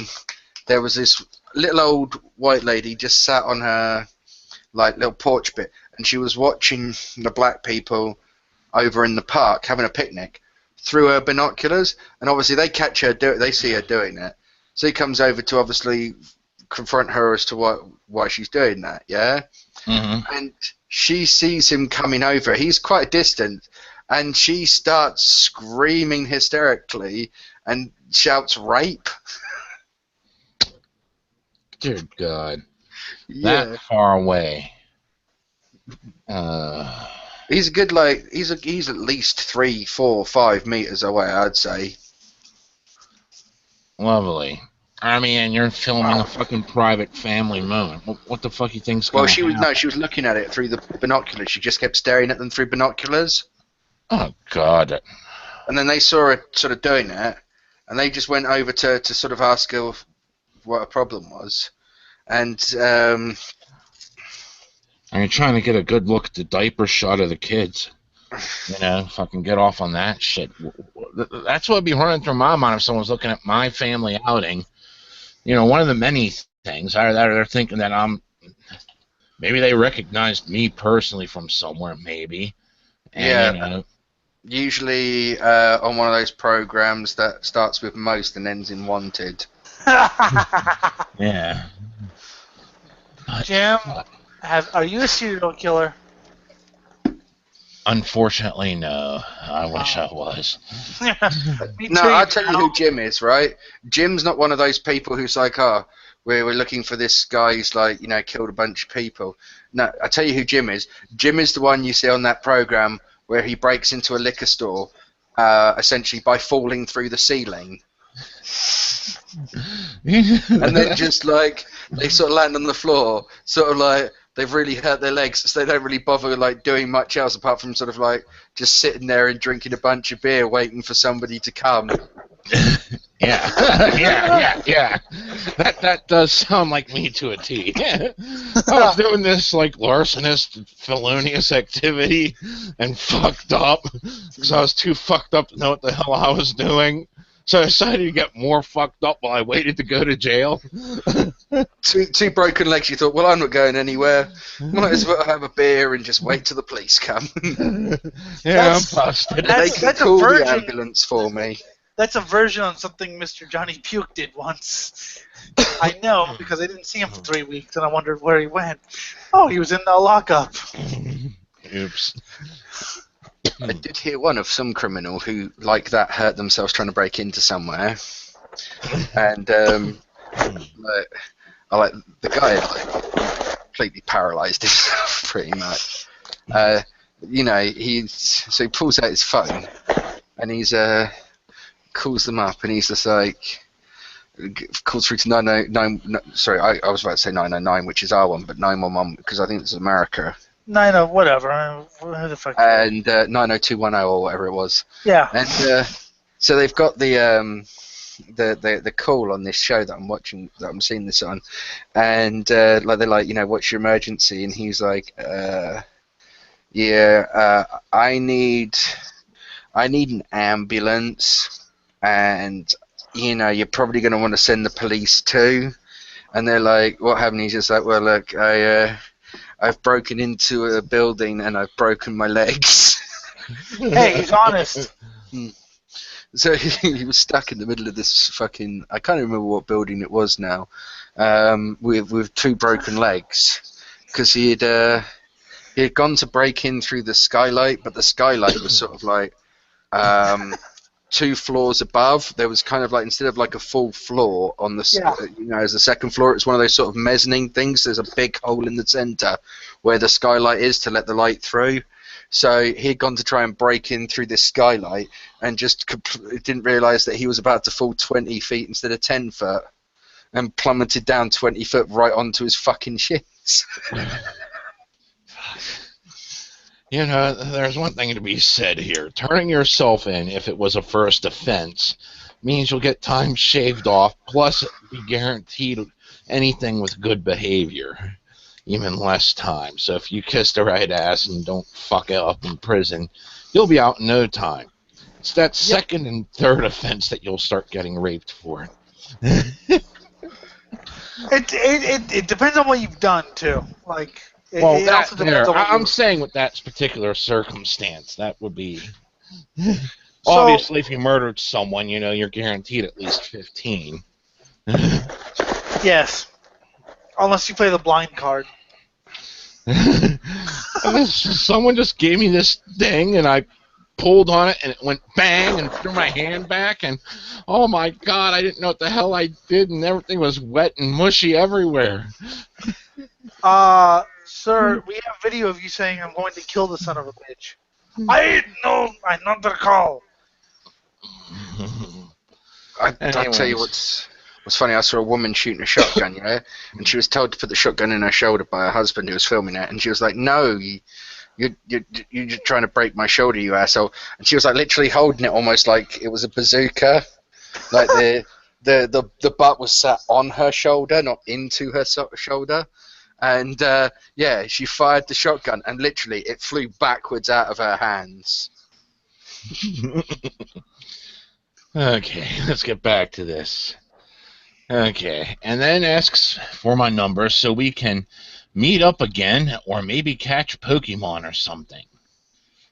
That is a little bit weird.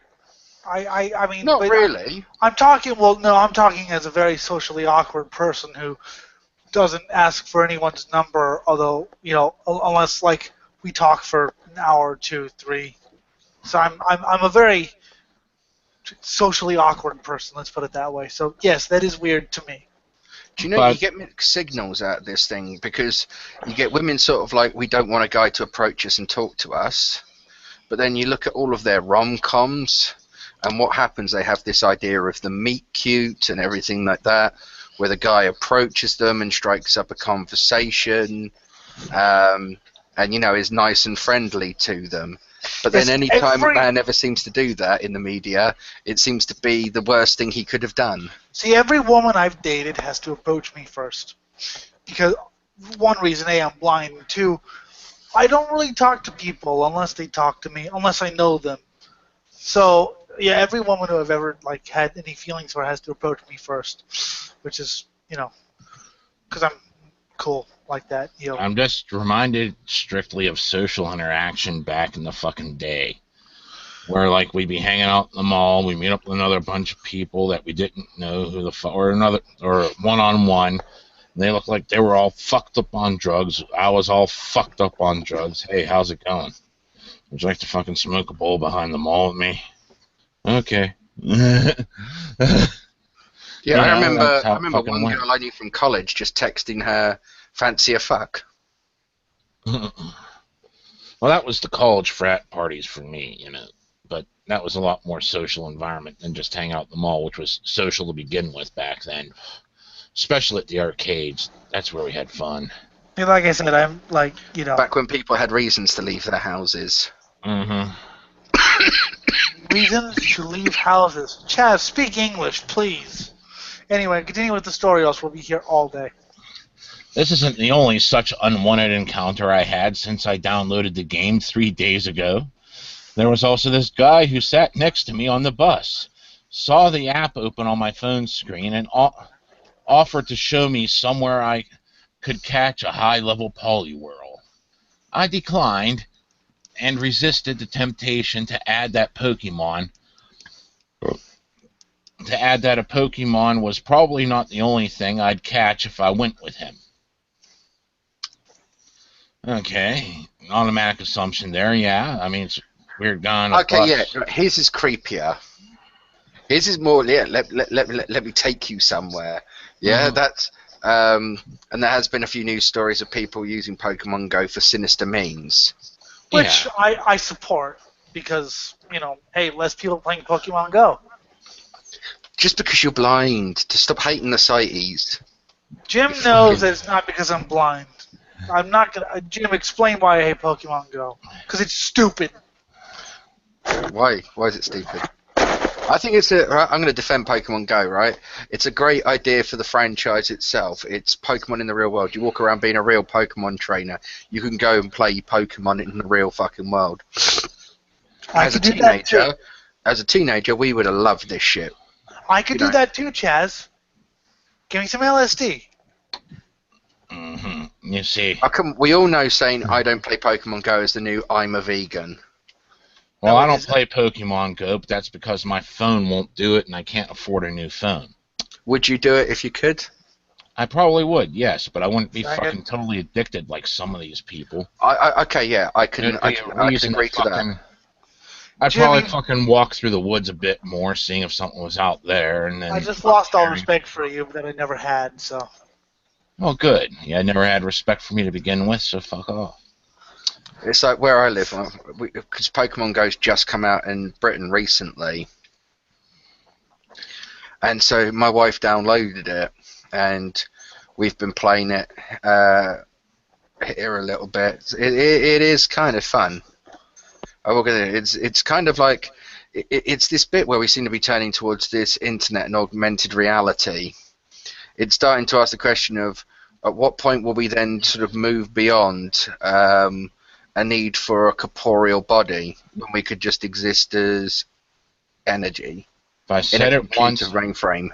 If I said it once, I said it a million times. When I get too old to fucking move and drink, I want my brain transplanted into a robot with laser eyes. Won't be any robots, mate. No one will need them. We'll realise that all we'll need is a stable power source. Once we can make a power source that can run itself and won't need any maintenance, or we can build robots to be our maintainers, then we will download all of our consciousness into like an internet. Then we'll become fat blobs that never move and never. Well, no, our bodies will be gone. We won't use our bodies. Our bodies. To that, Jim. We would cease to control our bodies. Our bodies would be probably fed to the machine that fuels the computer. My joke was so much funnier than Chaz's ranting. That's the future, and it probably won't even be an actual physical thing on Earth. It'll probably be a thing in space. The future could be. Let's get on with this. Okay. You've probably already come across examples online of players making wonderful new friends, thanks to a chance meeting through Pokemon Go. The pictures that have surfaced so far usually feature a diverse group of beaming people seemingly having the time of their lives, irrespective of gender, age, or race, or actually having anything else in common. Call me narrow-minded, but my encounters over the last few days have been much less desirable. Maybe I give off friendly, approachable vibes despite my best efforts, but it seems Pokemon Go is the fun talking point I don't need or want.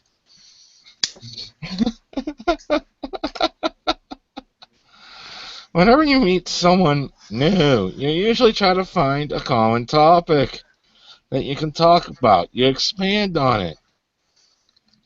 Fuck. I know. This is one thing these people don't seem to get. Like Pokemon Go, it's the new social interaction. It's a new way we can identify like-minded. It's like, you like Pokemon. It gives us something to talk about that we both like. It brings peace. when you fucking go to a sporting event, you talk about some bullshit team I don't give a shit about. Yeah, no, dude, perfect example. We were in the parking lot the campground at Sonoma for the NASCAR race, and our neighbors came over. Apparently we've seen them before, but I've never talked to them before. And we started talking, like, they came over 2 out of the 3 days because we were gone the second to another race. And they started talking, and then one of them was like, hey, does Ellie have a Facebook? I want to talk to him some more. So we started talking for hours about, racing and, yeah, no, that is, you go to a concert. And Fuck, I can't tell you the number of times I went to a concert with my buddies and we were fucking sitting there in the fucking parking lot waiting for the gates to open, start letting people in, and we're fucking smoking pot and walking around. We bump into people that had beer, and they're like, hey, which one is sharing that bowl with us, and you can have a few of our beers? Oh, sure. Fucking we'd start talking about fucking drugs and rock and roll. It was all good. Mm-hmm. Well, I remember one time I was in a bar in Canterbury when I was at college. And back then I used to wear like black trousers with, used to wear these big, huge, baggy, loud shirts. I had this one, it was like dark blue, and it had this huge tiger going down the one side of the front and then again on the back. And I used to wear like a black sort of smartish coat over this. And some guy who was there is like proper metalhead, big long hair, and piercings and tattoos and all of that. Strikes up a conversation because he sees the way I'm dressed, and he just assumes I'm a fan of metal. Mm-hmm. See, I just had that happen with a girl in an Iron Maiden shirt. Then it turned out that she wasn't an Iron Maiden fan, so I brought all my friends over to make fun of her. She just liked the design of the shirt, literally. So it was like, hey guys and girls, there's a girl like doesn't like Iron Maiden.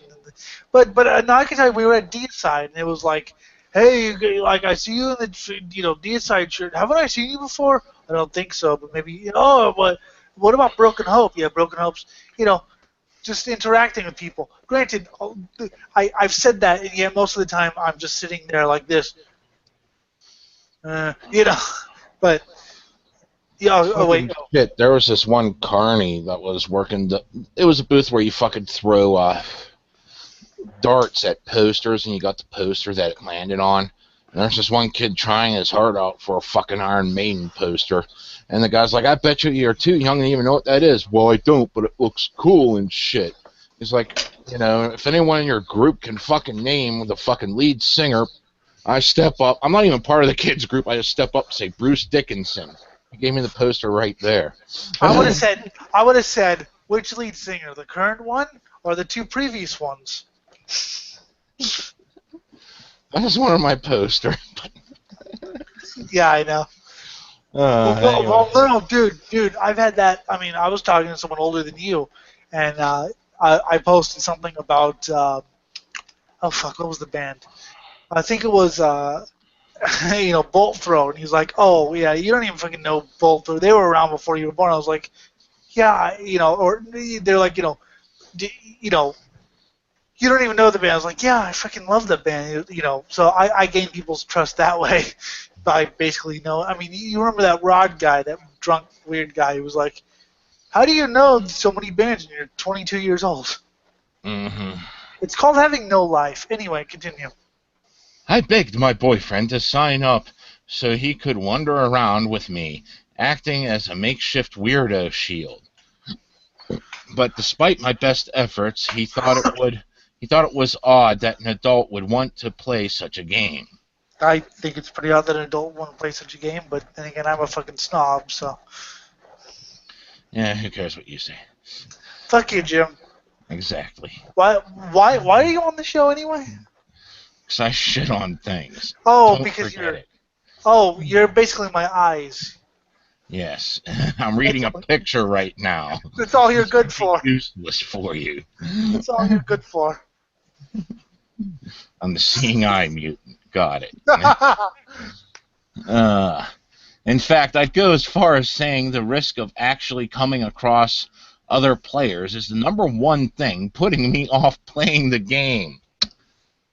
The main reason a lot of people fucking play the game is because it started getting the push as the new social device, the new thing you can just spark up conversation about meet Well, that's the random one- people because all the good Pokemon are in communal places and all the gyms are in churches. That's the one thing I don't want to play Pokemon Go, because if I could see and play, Jim, I would have to leave my house and talk to people. Talk to people in my hometown. Fuck that. Oh, God. I might be in jail because I'd start making my jokes like, oh my God, he's a terrorist. Yeah. He talked about stabbing people in the face. God, run. I'd be in jail because I'd start showing people Intestinal Disgorge. What happened to the good old days when gamers stayed firmly indoors with no need to venture outside and nerds feared social interaction? Yes. When the fuck did they totally fear social interaction? That's a This stereotype. kind of just sounds like they think nerd culture was just a stereotype back in the day, and then a bunch of people who aren't the stereotype, so don't really fit the label fully, more represent the label now. But yeah, it's just, was this written in Polygon or something? You know this person is a social justice warrior and a feminist. No one talks about this unless they're a social justice warrior and a feminist. What they really say is, we like the day when gamers were nothing more than weak, emasculated men almost. We like emasculated men because they don't rape us. I bet that's pretty much the thinking that goes through this woman's head most of the time. Well, this ain't Polygon. This is like an actual legit newspaper, or maybe it's not even legit. It might be like one of those circulars floating around colleges and shit. What's the name of it? There is no name on it. I see absolutely no credit to it on the picture I'm reading. But the picture itself is definitely, this is a newspaper. It's stapled in the middle. I can see this, or it looks like it could be normal newspaper. It could be stapled in the middle. I can't really tell if that's just marks from the press coming off or not. For me, I'm not a huge fan of going outside and talking to people, because a lot of people aren't as cool as I want them to be. So I have to talk to people. I mean, why do you think I hang out with you guys? You guys are fucking all over the place, but you guys are, as close as I'll find to cool people, which is, pathetic as it is. Especially Jim. I hate you too. Good. Aw. Well, I think you're making a valid point in somewhere, that we can say people's reliance on the internet and the reliance of the kind of safe space and sort of echo chamber bubbles that social media is making them build, I think is, severely severely oversensitized them. I think the internet is a good and bad thing, but I think it's definitely changed the way we react and talk to people. I was going to say, while we have that effect, you also have the thing of whereby you can meet a whole range of individuals, and you have that ability to increase your horizons on things. Yes, I mean, I don't. If Jim and I lived in the same town, would we have met? Probably. At some hit show. up one of those same shows. You probably would have called me poser. Your friends would have come beat me up. I would have clocked them a few times. They're like, "Hey, wait, you belong with us." Yes, it's like the story I told you where the girl in all pink, and then when she beat the shit out of Puke, you're like, "Oh, you want to join?" Yeah, come on in. But there's no chance we were going to meet living where we do, if not for the internet. Chaz and I would have definitely probably not crossed paths, because we don't know because he doesn't like my music, and I don't know what he likes. Butt plug. I like big butts, and I cannot lie. You like it's butt a strange plugs. compulsive disorder. But so yeah, I think the internet's been really. I think the internet, depending on how you use it, it can be helpful or hurtful, I guess, If you go back to the Wild West days of the internet, this is where nerds of all stripes fucking congregated. And you had your different flavors. you know, fucking people that were into fucking really psychotic, sociopathic shit. Your typical nerds that just love their fucking research and shit. You know, it was all stripes, and I'd bump into it all the time. Back using Telnet addresses, I was just a couple years too late for using actual, like, BBS dial-up. Oh, Although God. Telnet hit up BBSs. I mean, that's one of the things I wish we could go back to. Now everything's so widespread and Well, it's because it's user-friendly, which is yeah. a blessing and a curse. It's a blessing because I could use it. I don't think I could have used the old internet because it wasn't user-friendly. I could maybe have figured it out, but especially with the screen reader technology of today, I need that. So It was like CP Toodlefoot Looney.mud. yeah, it was just like it was something edu and fucking UK or something. yeah. That was the main server. Yeah, exactly. So it's definitely a blessing and a curse, but the mutants find each other. Yeah. Anyway, continue. Last sentence. If only there were such a thing as Pokemon Go Away. Hey, I only watch the Pokemon shows for Officer Jenny, so I don't give a shit. And I fucking hate that someone in the comment sections, if I was only fucking antisocial enough to post this, it's like, dude, I think you mean non-social, because antisocial is my youth. Let's make napalm in the basement. Okay. That's antisocial. Beavis and Butthead is antisocial. Non-social is you don't want to talk to people. And antisocial is a lot more fun. Yes, it is. Because it is against I society. think sociophobic might be a good word to call that. No, because everything's phobic now. Fuck phobia. Yeah. Oh, God. I like it. Wasn't Morgan Freeman quoted about what did Morgan Freeman say? It's like you're not scared of homos, you're just fucking stupid. Yeah. Yeah. Well, I think, the funny thing is, what that is, there was actually a word called homophobia. yeah, I and know. then people started using it as a slur, and it lost all of its meaning. Yes. So, kind of like the same way we should stop using faggot for their reasons, they should stop using homophobia, because you're actually, being ableist there. Well, I think you should stop using homophobia because I don't think you're afraid of it. I just think you don't like it. No, some people are legitimately. There is legitimately a psychological condition. I know there is, but I'm saying for the mainstream. Jesus for the mainstream, yeah, they should stop doing that. Jesus fucking Christ. Just fucking drive a spike through his face. Just end his. Sorry. I know something that'll make you happy. Killing Chaz. Teen playing Pokemon Go stabbed and mugged for his iPhone in a bad neighborhood. You can hear the smile on my face. No, Was it a neighborhood full of Diglets? There's a shitload of these, dude. We don't know what he was trying to catch yet. I don't even know if it's listed in this article, but it's a short one. There's a shitload of these, dude. Mm-hmm. 17-year-old Marcus Jackson was stabbed and mugged for his iPhone after allegedly playing Pokemon Go, a new app released by the franchise. His name was Marcus Jackson. A new app released. Fuck you. Released by the franchise on July 6th. Police say Jackson was just walking around playing Pokemon Go and didn't realize he had stepped into what is known as a bad neighborhood. A local store owner said he saw Marcus Jackson was stabbed and his belongings stolen right after recording the incident.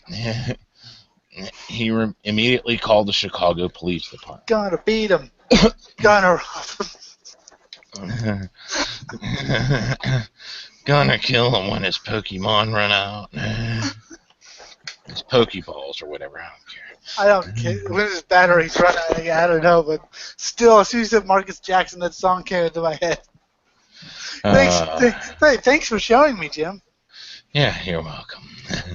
The store owner said, "This kid was just looking at his iPhone. I don't think he had any idea where he was at or that he was even being stabbed." Am I being stabbed? Wait, what's going on? It's Pikachu. Oh, I'm being stabbed. What the fuck? There's some sort of shooting pain in my back. Mm-hmm. See, this is what scares me. Is these people They're not even aware of what's around them. Do you know what we really need to talk about the socialists is why that mugger couldn't afford a gun, and we need to address Obama to help the black man own a gun. You don't know if he's black. Instead of bad neighborhood, I'm just being very, very honest with my politics. I wouldn't do that. It could be Hispanic. Yeah, but it could also. I'm going to say white. 50-1. It was a black man. Because I've known. You go ahead and place your odds. I don't give a shit. Cause It's I've Chicago. known people of all shades and colors that would do this. It's Yes, Chicago. It could be anyone. Yeah. And We're Ferguson not was in Missouri. What's your point? We're not talking Detroit. No, we're not. We're talking Chicago, where anyone is fair game. Mm-hmm. Marcus Jackson is in stable condition, and we're told he will recover. His main concern at the moment is getting his iPhone back. Of course. He Of wants course you're his making sense. Pokemon. Not anything about. Oh, God. That reminds me of whenever I was, this is the second time I was hit by a car. I was riding my bike, and, everything went to black just before I got hit. Then I remember being hit. Then everything went black again. And then people were around me, and I was being put on a stretcher, and I was like, how's my bike? How's my bike? How's my bike? I was more worried about my bike than my own life. Well. I was from a lower middle class kind of family, not entirely impoverished, but enough. Of course, my father's blowing all our money on fucking BOGO specials. Definitely made it feel a lot more impoverished than it actually was, but, that's because he was a fuck-up. Yeah. And he died alone. Okay. If you have any information about this incident, please don't hesitate to call your local law enforcement agency. But this happened in Chicago. If you have any information about, please hesitate to call. No, you know what? Fuck him. He doesn't need his iPhone. I don't feel sorry for him. Yeah. Jim's like, do I agree with this? Yeah, I guess I do. Sure, why not? And let's go on another tangent. Here we have World of Warcraft introducing silence penalties. Silence penalties. Toxicity has plagued almost every online gaming community in one way or another. Define toxicity. Is fun. Define toxicity. If someone's calling you a fucking cunt, that ain't toxic. If someone's saying, you got nice tits, okay, that might be annoying, but I wouldn't consider that toxic. If someone's saying I'm gonna fucking shit in your mouth until you fucking drown in my own defecation, that's toxic. Jesus. Well, it's another Intestinal Disgorge song. There we go. I want to play Cards Against Humanity with you guys one day. We are Cards Against Humanity. I've never played it, but we are Cards Against Humanity. Oh, then we'll have to play it one time. Jim, do you like it or what? I never played it. Because the whole thing is, the fun is the first time you play it. The absurdity of it all. After that, it loses its fucking... Yeah, but heart. to me, I don't think it'd be that absurd.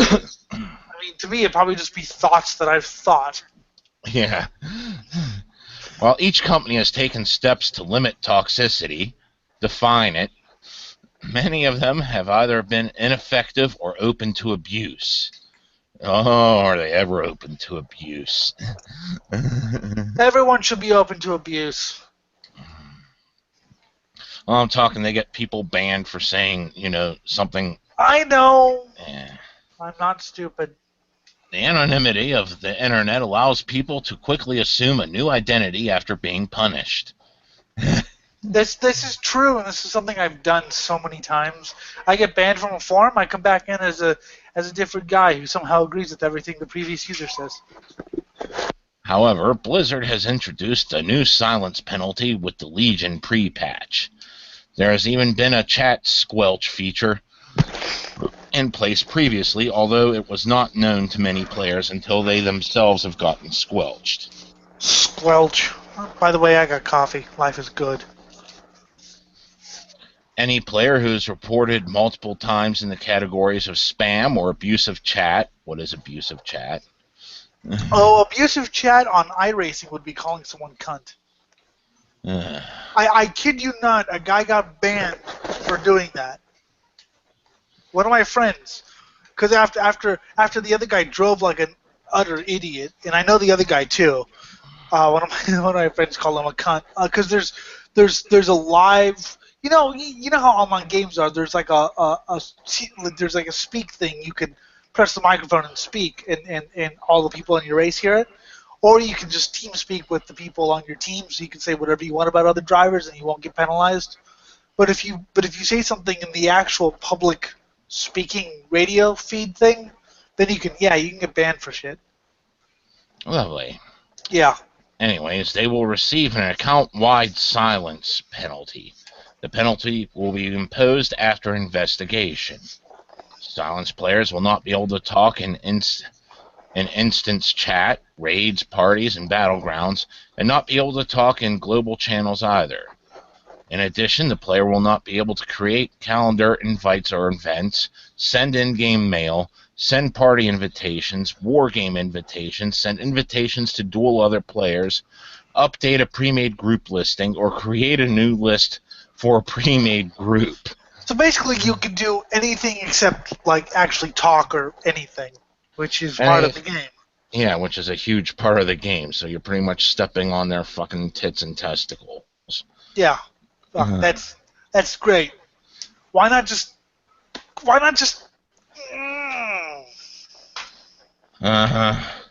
You must be this cool to play. Silence players still have a bit of freedom, though. They're allowed to whisper their friends in the game and on Battle.net, and reply to whispers from non-friends and talk in party raid chat. Well, and you could also do your own Skype thing, and I guess if you really wanted to be creative, you could say, "Hey, Dave, tell that one guy that I said this," or whatever. I guess you could do that if you cared enough to. I looked into things like Warcraft, but what it came down to was I just didn't care enough. I mean, I like playing D&D and things like that, but I don't care enough to do Warcraft. Yeah, this is something where, like, you would have to have someone cited movie around a bit. Yeah, and you don't have that fucking free time. No, I don't, because this is a huge time sink. Yeah. It would be a time sink alone if I felt like doing it. The only reason I don't do it is because I want to have some sort of life. This would condemn me to never having a life because I know what I would do. Which is let's be honest, it's what's going to happen to you soon. Hey. And I mean, my dad's friend used to play World of Warcraft at work, and he would at lunch or whatever, and he'd see them literally for weeks on end just walking, nothing else. However, one significant thing silence players can do is create a party or a raid, which raises questions on whether or not the silence penalty will have an impact. Yeah, you're going to be pissed off because some guy you can't talk to and is not talking to you is running around with a group of people who also you can't talk to, is fucking slaughtering your party in the PvP servers, where player versus player is norm. This shit happens. They've fucking raided weddings and shit. It happens all the fucking time. Ooh, raid weddings? We really have to get that D&D thing set up, dude. I've been wanting to play that for a year now, or just about. The first time a player is silenced, it will be for 24 hours. The penalty will then double for each silence penalty received after the first, with no upper limit. Therefore, highly toxic and bullheaded players could find themselves silenced for days, weeks, even months at a time. Define toxic. Toxic meaning anything we don't agree with. Men. I don't know. They don't know how to behave. I consider the Care Bears to be toxic by that fucking logic. Yes, I do too. By using the in-game report tool to identify players who might be engaging in inappropriate interactions within the various channels, you'll be helping create the type of community we all want to take part in. I Who's won't we want to. all? You want to take part in. Maybe I want to take part in a community where everyone yells death threats at each other. Jim, I'm going to stab you. And I am going to fucking plunge my fist straight up your rectum with a punching dagger to the point that you fucking vomit out your own intestines. That wouldn't be very fun for me, would it? But it would be a great album cover. It would be a fantastic album cover, but it wouldn't be very fun for me. Anyways, this is what Blizzard said, hoping to create a less toxic gaming community going forward. Goddamn pussies. This is true. Toxic is good. Toxic Holocaust is even better. Well, that should be it here. Well, yeah, because we did do an hour interview, so. Yeah. Alright, so I guess in this. Yeah, let's end this. So, I guess what I'd like to say is I'd like to say this has been the Swine Brother. We will be back Monday, by the way. We're not taking any more breaks for a long time. Unless, and watch Monday, Jim's going to have something where we're going to have to take a month off again. Oh, lovely. No, I'm kidding. This has been the Swine Brothers episode 94 for July 15th, I think, 2016. You can email us at ellinthemood@gmail.com. Facebook is Swine Brothers and Twitter is SwineBros666. For my co-host and political expert Chaz and promoter, for my co-host, co-metalhead, newsreader, producer by default, and asshole Jim, and a special thanks to Ryan from a bunch of bands, including Intestinal Disgorge, Hordes of the Morning Star, and other bands who we've mentioned. Look it up. He was a great interview. We need to have him back on the show one day. Yeah, we'll get there. Yep. I have been Elliot Lindenwood. We'll see you Monday, folks. And everyone can just teabag someone to death. And then hit them with the double dong dildo to death, like in Grand Theft Auto. And that is not toxic at all. Nope.